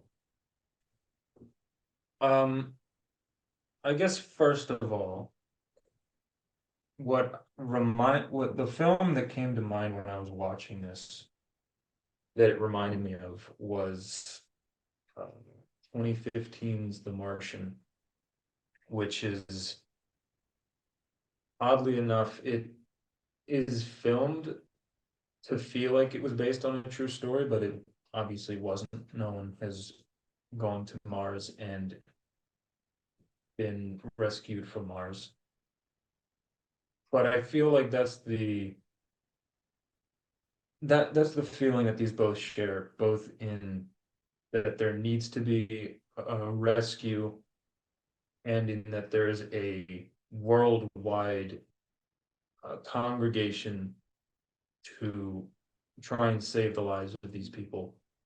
And the main thing that The Martian and 13 Lives share is that there is there's no antagonist in either movie. There's no bad guy. These are purely movies that are meant to show you the story of triumph, um, the volunteerism, and just different people coming together to achieve a goal. It's really it's a movie that tries to show you the PVE. power of the human spirit in a time where, I mean, generally, when you think of humans, they kind of suck right now. So I think it's a very timely movie to come out where it shows you, oh, we're not as bad as we think we are. We're capable of doing amazing things and coming together for an amazing, worthy goal. And when we have, when we're motivated and our minds are in the right place, we can do incredible things.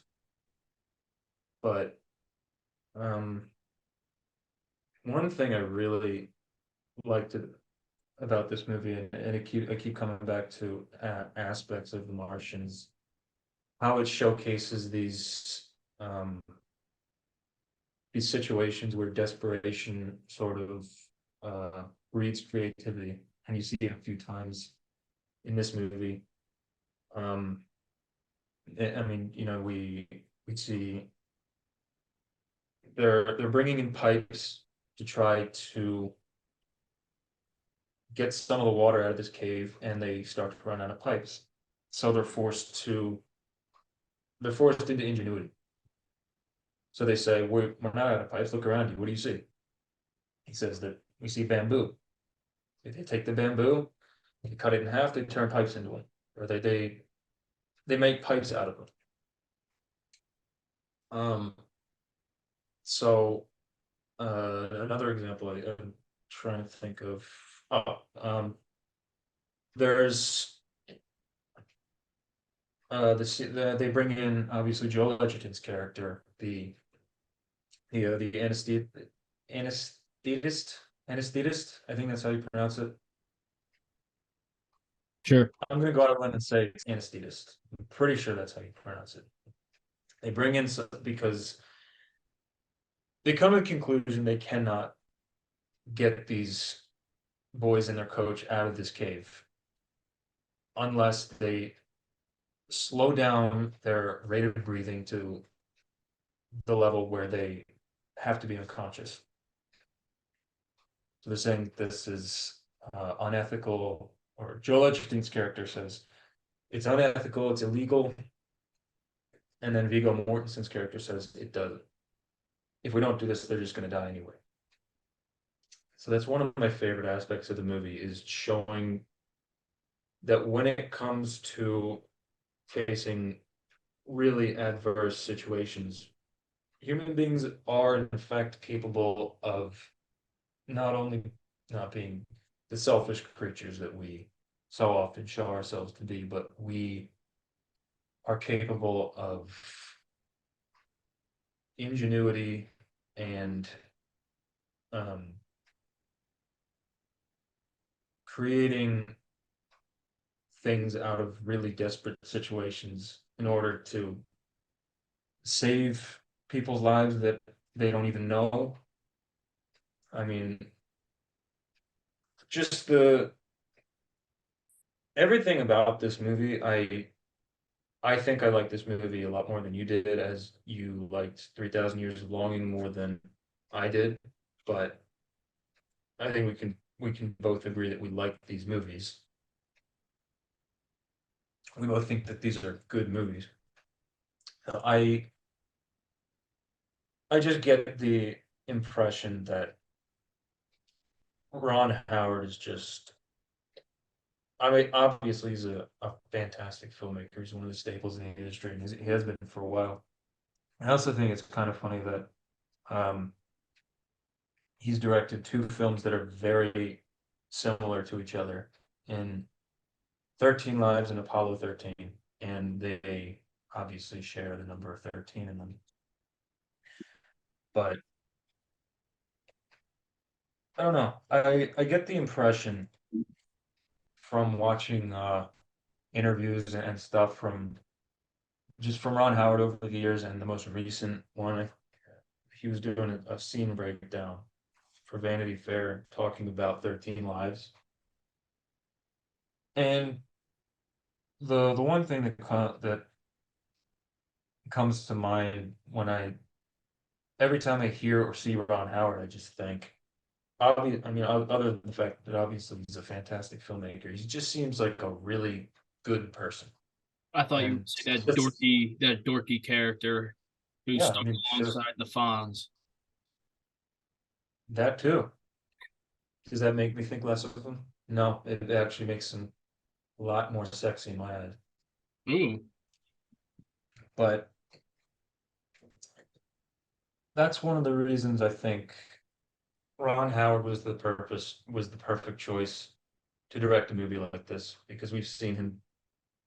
He's clearly a really good person, and likes to look on the side of humanity when it comes to positivity and coming together for one sort of unified goal. He's shown that before with he's Apollo very good at 13. making the audience feel the emotions he's trying to portray.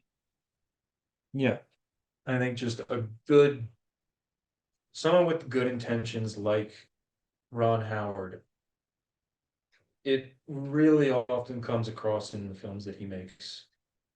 Um, which is why if I was an aspiring actor, which I guess I am in a lot of ways, I would love to be a writer, actor, director, kind of like in the vein of Bill Hader, sort of.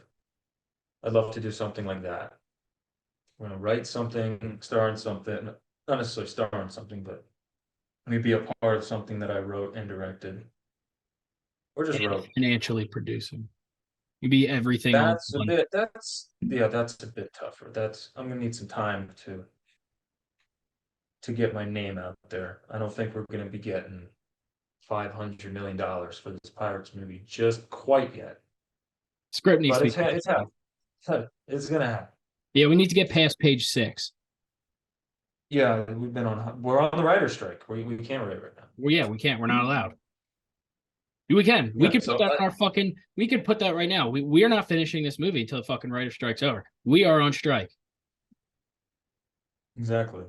And we standing behind We are standing with the 100%. writers. You're not gonna fucking join in. Yeah. Writers lives matter, baby. Yes, the RLMs, Hmm. Listen, WWLMs. Yikes. yeah. Uh, actors' lives can't matter until writers' lives matter, I guess. Right, we're walking on a very, I don't know if this is a thin line. I honestly don't know. Um, Why? if I switch a few words, then it's definitely a thin line. But people know what I'm doing, and I know what I'm doing when I'm saying these things. What are you I doing? just don't. I don't. What am I doing? Yeah, what are you doing? See, I was about to do something, and then I was like, that would have been too far, and that would have Yeah. looked like I was a bad person. Would have thrown a wrench I, into what you just said about this film really uniting people. I'm Would gonna, you, I'm gonna would leave. you I'm have gonna leave it here. I separated think people? all. I think. Would you have I think all. segregated people more? Would you have No, put more of a no. divide in this country with what you were about to say? I'm just gonna say this, and I think anybody who knows me can attest to this. I think everyone Sucks. should be treated the same uh fucking shitty way until The you writers are back prove working. that you are um worthy of positive praise. I wish I worded that differently. Positive praise. Can you give negative praise? It's not a thing. We'll be nice to you when you That's stop being bad cunts. wording. The writer's strike has really sort of saturated my ability to come up with clever synonyms. I literally just said positive praise. Yeah, stop being You a know how stupid that is? stop being a You know how cunt, and stupid we'll that be is? nice to you. Yeah, I'm gonna leave it here. All crew lives matter. Okay. All right. Writers' lives can't matter until the entire crew's lives matter. Hollywood lives matter. Ah, fuck Hollywood. No, the film industry is good. Hollywood's a fucking cesspool. The film But there are good people. entertainment lives matter. Yeah, Got it. unless of course you're not entertaining us. In which case, don't make another Ant-Man movie, please, dear God. And somebody please stop Jeff Bezos. But it's another rabbit hole. Is that number two or number three? It's probably number three. Yeah, it's number three. All right. Yep. All right. So, okay, that was trying to revert. I'm trying to go much like in 13 Lives. I'm trying to go back the way in which I came, trying to navigate this um Flooded maze of our this podcast. labyrinthine conversation. But all Okay. right, I'm gonna. This is why. This is the shitty thing about me when I actually come in with organized notes is I will do them out of order according to the last thing I talked about. So I just jumped from my first point to my sixth point, back to my third point, to my fourth point, back to my second point, and up back, piggybacking again off of my sixth point. And when I was trying to when I was trying to move back off of the second point, I couldn't find the one word that was in one of the points that was between points three and six. And that led me to a moment of, uh, Pure panic and chaos. I wouldn't say panic or chaos, but just moments of dead air where I'll just be looking through the notes trying to find a specific point to um, leapfrog back off of, and I can't find it. And then I'll start stroking the beard and I'll be like, and, Uh, And you'll start sounding like fucking um, Kendall Roy. yeah, Fuck yeah, yeah, like you are fuck, a mm, fucking fucking, idiot. yeah, You are. you know, like yeah, fuck. So I think I found the spot. Luckily, I think I jumped off of desperation breeds creativity into I think Ron Howard is a really good guy and the perfect guy to direct a movie like this. And then, okay, finally found it. Finally found it after about 10 minutes. Uh, Lost it. you know, I did. I didn't lose it. I found it, but I couldn't articulate it. What it was, we were talking about the writer's strike, and if I was an aspiring actor or director, writer, which I technically am, because I would like to be. It's something I would like to do with my life. I'm Um, technically rich because I would like to have a lot of money. yeah, I said aspiring, not Oh, okay. actually Oh, okay. aspiring. Okay. Very important that we put that little adjective in there. Okay. Right. That is an adjective, right? Sure. Fucking uh, you know, just speaking about adjectives, you know, the word that describes a noun or a phrase. So yeah, okay, it's an adjective. I sometimes I get my adjectives and my Adverbs. and some of my verbs. Because I was like, can you, uh, you know, um, See, this just proves how dumb we are. yeah, Like this it is does. like I try to make sure I speak in short sentences and my words don't go over 3 syllables because we're just not going to understand. Well, this is why I don't like to. Oh, this is why I don't like to over prepare because I know it's just going to eventually devolve. Not completely devolve, but I'm going to go so far off topic sometimes that I need to accept that it's just going to take an extended period of time to get back to talking about the meaningful review that was intended. And it has been a while. It has. It has been quite some time. No, you were saying you want to, I was saying you're aspiring if I to was be more of a Ron aspiring, Howard type person. yes, if I were, and then you went off and forgot that I said aspiring. I didn't say I was rich. If I was an aspiring rich person, see, see how that changes the complexion there. But as an aspiring actor, director, writer, mainly writer, I guess. I'm pretty sure I could be. I'm pretty sure I'd be a pretty good actor. Uh, but if I was, I would absolutely love to work for Ron Howard. He seems like the perfect person to work with. Very approachable, good guy, has a vision, knows what he wants to do, has a good relationship with everybody on set. And I mean, I've been a Ron Howard fan for a long time. I know Dean has been. I would assume he's a Ron Howard fan. I know I believe his uncle has been an extra in quite a few of Ron Howard's movies. Um, has he brought that up with you?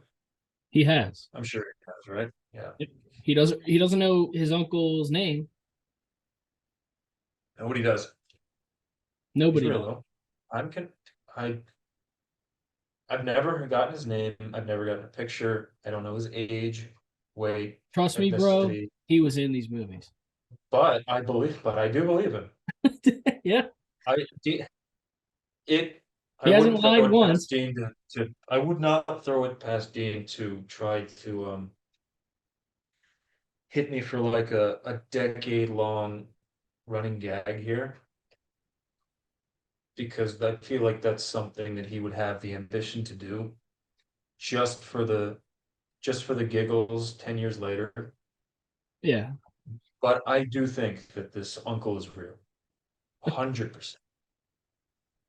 it's His such a uncle, it's such a he's a real guy. it's such a far fetched thing to like run with for 10 plus years. Yeah, but I mean, so is the uh, Ike Barinholtz Ike and Barinholtz, Donnie Donnie Wahlberg. Wahlberg thing. Well, I I mean, they mean, do look very similar.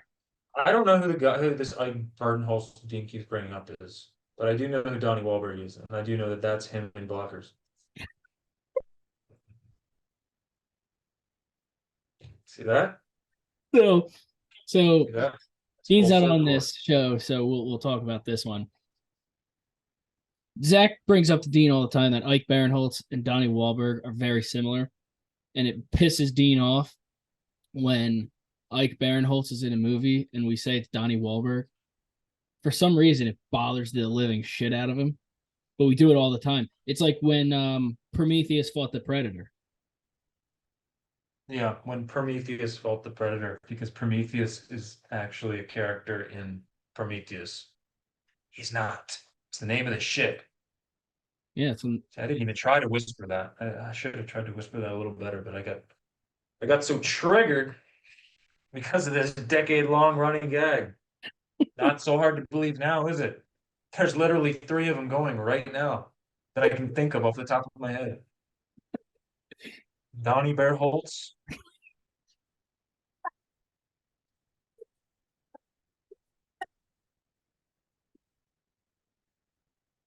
fucking Prometheus. When does the Predator show up in Prometheus or Covenant or any alien movie that we watch? Or if we're watching Predator, when does the alien show up? When did he fight the alien? and then and then Dean's estranged Yeah. uncle, Hmm? and then Dean's estranged uncle is the third one. Yeah. Although that could be one. I actually do believe that he has an uncle who is a regular extra in Ron Howard movies. He's pointed it out when we've watched How the Grinch Stole Christmas. He has paused the movie and said, "That's him right there." Um, I need to get his freeze frame for Apollo 13 because he said he was in that. Um, Well, we might have Dean on the next episode because he's currently watching Barry, so we can yeah, explain he's almost this. done. We can explain this with him, and he can give us a rundown. But Yeah, I'd be excited to have a Barry conversation. And then in 2 years, we can have the Succession conversation. yep. We need a new show too.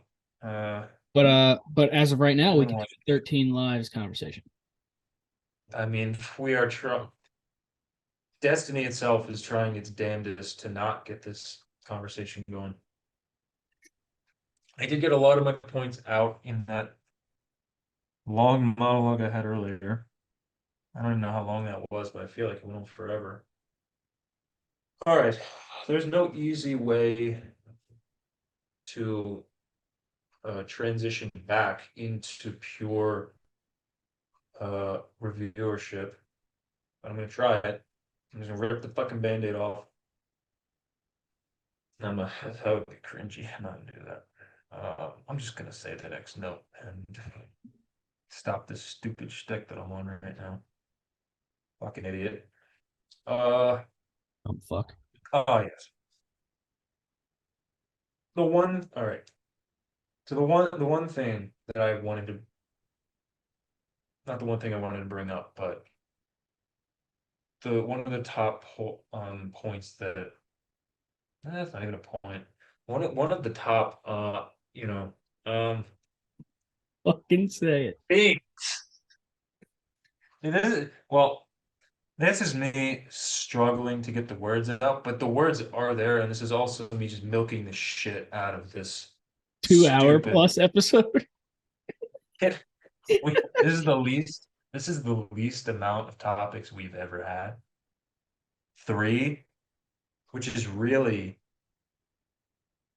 well, it was four, but it was. I mean, let's go through it real quick. Movie I'm gonna news divert. I'm and two diverting again. movie No, I'm not news, including movie news. two reviews. Two reviews: Succession and The Succession. Voyage of the Demeter, Yep. and movie news. So that's five. I mean, technically four, but technically three because Succession I wasn't going to go into very much, and we're not going to get to the fucking Voyage of the Demeter. Let's be honest. Two real topics. We've been here about 2 hours. We are. I mean, I am halfway-ish through 13 Lives, and just an absolute buffoon fuckery ton of rabbit holes. It's like running through a minefield. We were pretty good navigating for uh Hour and a the half. first 100 yards, but we're losing men, man. There are limbs flying, explosions I can't hear out of my left ear. I don't know how we're gonna get to the end of this, but we got to. We have to. We're already here. What was that last rabbit hole even about? I don't even remember. Uh, I should fucking know. You wanted to derail it. All I know is every time I look back, my neck keeps getting smaller and smaller. I'm trying to avoid turning into a hunchback on camera. I have a very bad slouching issue. Trying to fix my posture. Fucking rabbit hole. I woke up the dog. All right. God damn it. He was 13 sleeping. reasons. Back on track. 13 13 reasons lives. why you shouldn't kill yourself. 13 lives. One, Hannah Baker. 13 lives. What about 13 lives? Let's start our review. Yes, let's start. Let's begin. I can't wait. All right. The point that I have tried numerous times and failed to arrive at, much like sex, or like the taking of Hacksaw Ridge, the point that I'm trying to see now I remember the issue was the wording of it. I said one of the top points. It's not the top points. It's one of, and I said reasons. It's also not a reason. We need another word here. Aspect of this film. Yes, we can. Yes, we can use that. One of my favorite aspects of this film. This is exciting because I'm finally going to get to say it after all this time. One of my You're favorite aspects. fucking just beating around the bush. This is you know what this is you know what this is like. You know what this is like. This is like one of those NBA 2K build videos on YouTube. Yeah. Except this is much shorter than one of those. All right. So one of my favorite aspects of this film, no more bullshit, is the fact that we all heard this story, right? Back in 2018. Yep. We all know how this story ends, but it's the fact that we know how it ends and we still feel this tremendous sense of anxiety and stress and tension throughout. Even in, even though we the main the main thing that came out of it was that there were no casualties, right? And we learn during the film that there were in fact casualties, just not from the rescued party. There was a seal, a Thai seal that um, had an air leak in his tank, and he died in the caves, and then one other diver died of adverse effects afterwards. But I think it's very admirable when you know, and this, much like with Apollo 13, this is something that Ron Howard's very good at. When you know what's going to happen at the end and you're still wholly invested during the journey all the way through. I think that's a sign of a really good filmmaker. And that's one of the reasons that I really, really enjoyed this film. And I thought it was deeply affecting. Holy fuck. All right. Good. We're back on the tracks. Did you get a similar feeling of knowing this had a predestination to it and still feeling that Like I didn't know what that was gonna happen. pressure? Yeah. Yeah. Like you're still feeling like there's no way that they're gonna get through this, There's even though you know there was that they're multiple gonna. times during this film where obviously again, like we knew it was gonna happen. Multiple times in this where I'm like, oh fuck, are these kids gonna make it? Is any one of these rescue guys, are they gonna die? And there's a moment Yeah. where you think one of them's going to die. Doesn't he get stuck on like the rock Hmm. and they get separated? And I'm like, oh fuck, he's dead. But like, And after you see the first death, you or the SEAL diver who dies, you said, well, I mean, he died here. And I know that, these kids and this coach who need rescuing are gonna make it out, but they didn't say anything about all of the volunteers who were going into this cave. and I think that's one of the things I took away from it the most was I know we knew all the kids survived. I think my focus then switched to okay, is like Joel Edgerton or Viggo Mortensen or like Colin Farrell, like is one of them gonna die? Because yes, the kids were the main focus of the whole movie, but the main characters were these three. And it kind of led you down a path to where you start feeling like we're going to lose one of these guys in some heroic way. Like somebody's going to do something to where it's going to draw more emotion out of us. Um, and it's going to really like this guy died saving people he didn't know because of what you said in the beginning. We're not complete fucking scumbags. And when push comes to shove, we are good people. And that's when usually people die, is being a good person. And so I was like, okay, somebody of these three is going to die. And I think my focus shift more to I know these kids are going to get out. I want these divers to also make it out. You're very Yes, it does a very good job in investing the viewers in these divers and forming bonds and relationships. And I think that's one of the main things that this film preaches is that humanity is at its best when we're not thinking of ourselves. Mm-hmm. And I think that's a very important message, especially to get out in Today. modern times where people, seemingly everybody, is so self-centered and horrible. But again, I think that general message of the fact that that people can be selfless, and that's when we're at our best.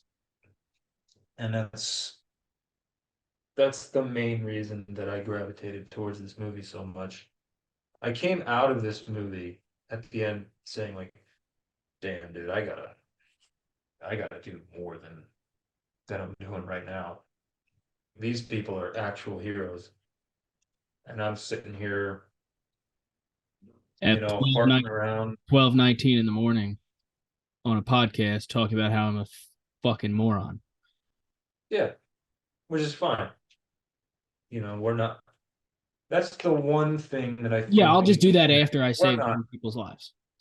Yeah. And like I don't think we are douchebags here.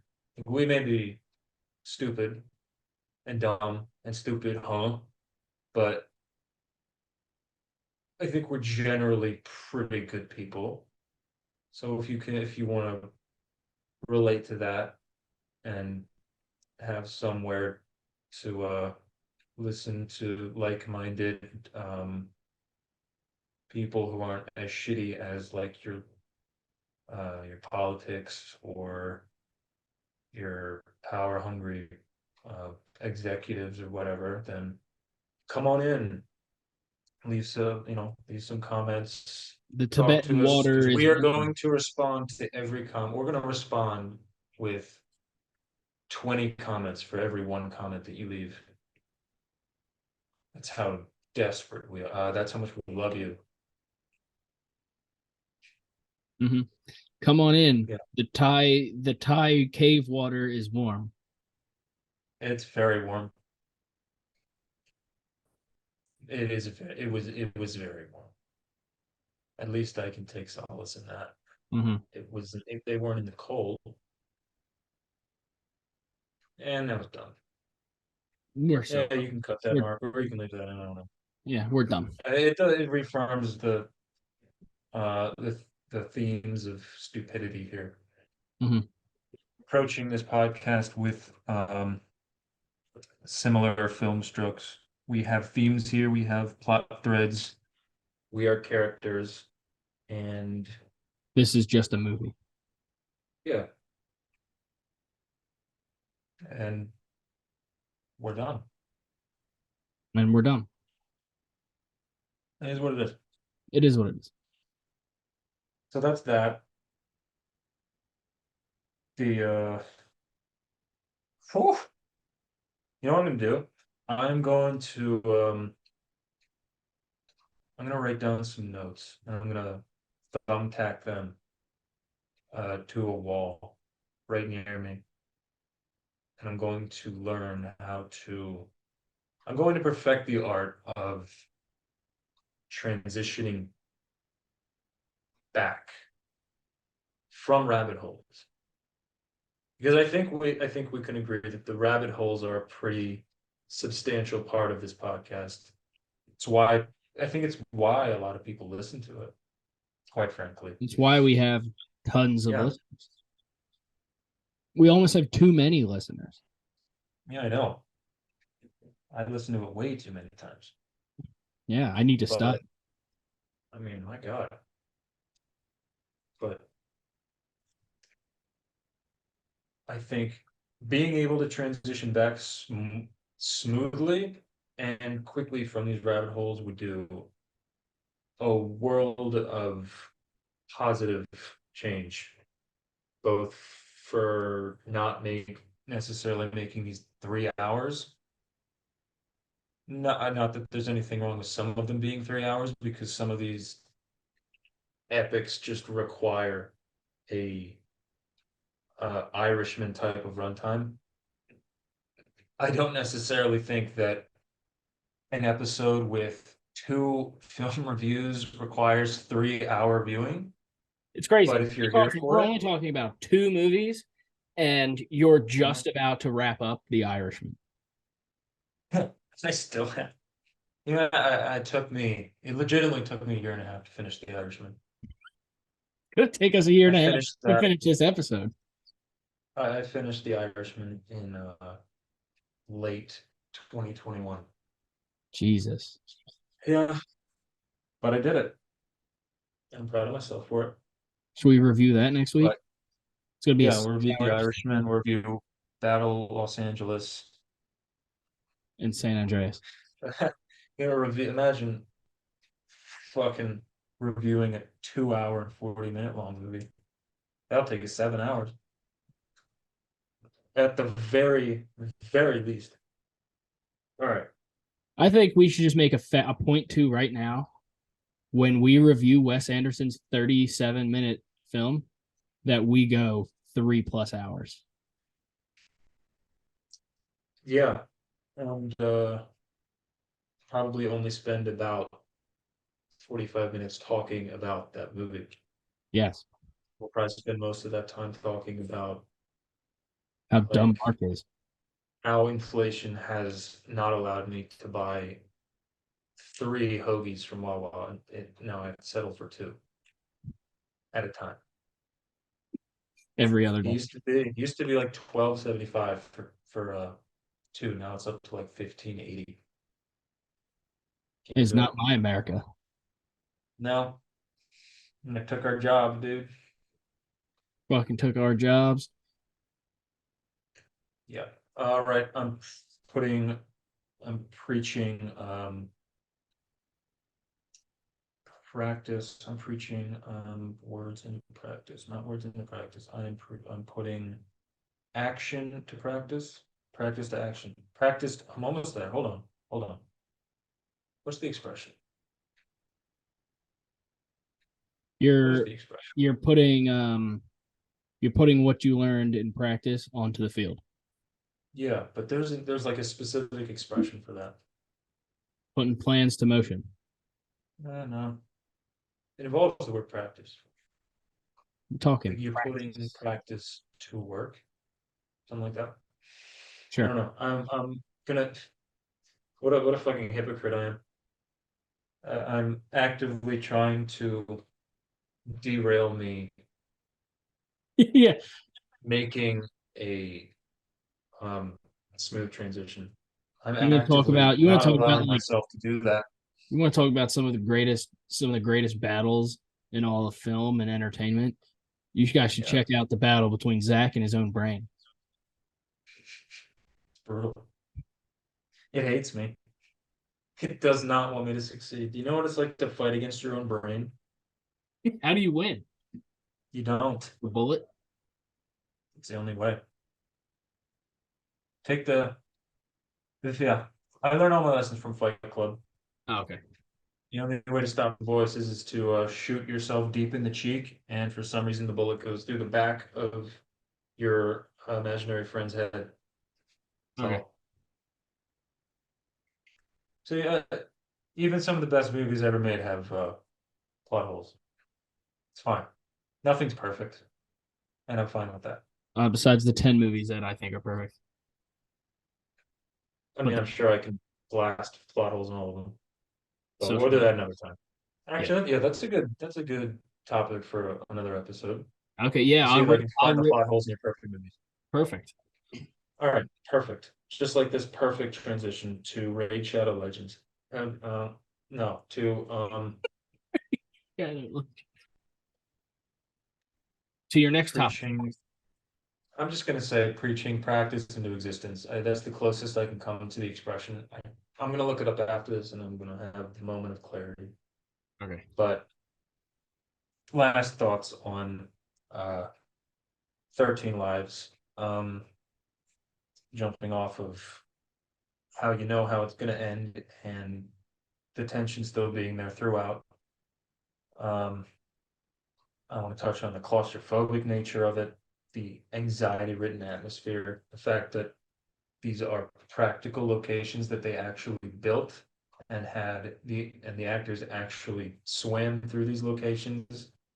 I think it really adds to um, putting the audience in the flippers of the actors and the characters.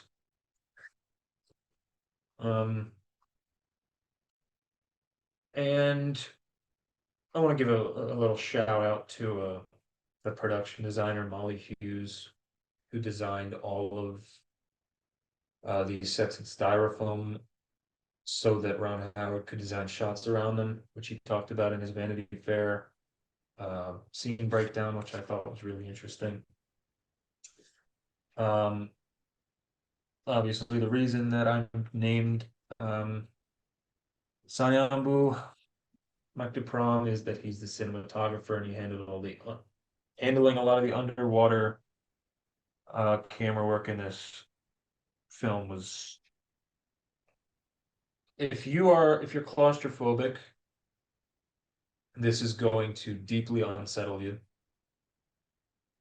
And he does a fantastic job. They did in addition to the camera work, they did like handoffs, like for the POV shots. Like that was actually Colin Farrell holding the camera when it's a POV shot of him, because that's the only way that they could possibly get those shots because they were so narrow.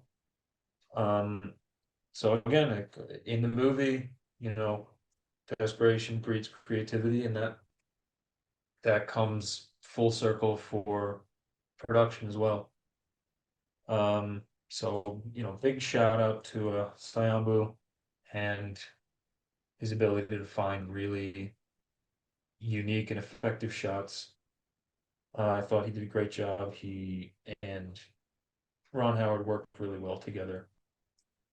And just generally, I think it's a good movie. It's a really good movie to watch if your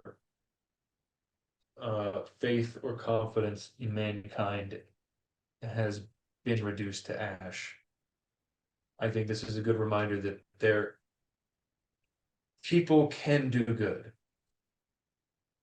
and they have done good, Yeah, and it's a they reminder will that do good in the it's future. a reminder that Viggo Mortensen, Colin Farrell, and Joel Edgerton are the heroes that this world needs. Do they deserve it though? Probably, Do we deserve it? probably on the fact that life is life, Life is life. and all life deserves second chances. Just like these kids in their cave, they deserved a second chance. Hitler doesn't. He was just misunderstood. We all agree Hitler We're doesn't not deserve a gonna. second chance. He's the only one. He's the only one. Yep. We can't think of anybody else. Jared from Subway. Did you see he is getting released? Jesus Christ. Tell me when and where. I have Seriously. a um I have a sniper rifle. Can I that can definitely get me in trouble for sure. Yep. Jared Fogle. I know for a fact that that's a very thin line. Talking Jared about Jared Fogle is being released from prison. well, somebody um call the 2018 Taiwanese divers and call in Rick Stanton and uh, you know, um, oh, what a fucking idiot I am. The worst part about trying to buy time by like saying is when you search in the wrong movie name and then you have to continue to do so. Because you're I trying to typed in find the 13. characters. I typed in 13 because I know Rick Stanton uh was who Viggo Mortensen is portraying, and then who's the other one? John started with a V. Can't remember his last name, but we need to call we need to call them in the second that Jared Fogle is released, and they need to John take him. Valentin and Yes, Dr. Richard. Um, Richard Stanton. yep. No, Yeah. started with an H. Joel Oh, are Edgerton. you talking about Joel Edgerton's? Yeah. I know they're both Richard. Yeah. Um, but we need to get those three divers to basically perform the opposite of what they did with the Taiwanese soccer team. And just put They him in need to the cave. take him, um, roughly 1,000 meters into a flooded cave and leave him there. And then all can start healing in this world. Okay. It's a good first step. It is. Take him in there, get an anesthetist, and that would be even funnier. He wakes up there and he doesn't even know how he got there. That's my dream. All right. What are your closing thoughts on this movie? I think it's an exceptional retelling of um quite frankly an unbelievable set of events when you think about what they went through, like how they ended up that deep in the cave in the first place at the time where there was just barbaric weather on the way, just the worst of the worst situationally, like a literally a perfect storm. Mm-hmm. and just seeing what, like, how many different countries and different people came from all over the world to come in and help with the rescue effort, to even consider like putting these guys under anesthesia, and the fact that it actually worked. Mm-hmm. I got all of the tension, all of the stress that I'm I mean I'm sure nothing can relate to what actually happened in 2018, but as far as a retelling of the events, I thought this was very respectful and just a really, really good piece of filmmaking. Mm-hmm. So I would give it, for my unofficial letterboxd, I go an 89, 89 Nice. out of 100. That's pretty high for you. It is. Um, I would say 50 is average for me. Mm-hmm. So I was deeply affected by this movie. It's inspirational. It makes you want to do a lot of things in life. And it reminds you that people can be really, really, really selfless instead of selfish. So people are capable of doing great things, even if it doesn't look like it with all the things going on right now. But that's those are my thoughts, and I'm sticking to them. Nice. Where are we recording wise Just right over now? 2 hours. Nice. It's not it's not as long as I thought it was going to be. Now, so next week we will have maybe some reviews, maybe some random topics we decide to throw in. I Yeah. we'll figure that part out. But thanks for sticking with us through this um this 3,000 year long episode. Felt like it. Fuck me. Um yeah. Um And I and, do want to talk about Voyage of the Demeter next week because I'm bursting out of my britches to talk about that. all right, we'll start I'm off so next week. excited about that. We'll start You off know, next week with that, and then we'll maybe see if oh, Zach can find plot holes in some pretty damn good films. yeah, that'll be fun. And then maybe Dean will come I on to love talk little Barry. So we'll have a good little episode next week. beginning D next week. Is that what you said? We might. Okay. I'll see if he's available. Cool. So Although we might exceed his bedtime. If whatever. he's you know, we should be fine. Yeah, we'll be fine. All right. All right. See you dumb fucks next Thursday Love you. or Friday when it comes out. Whatever. Love you.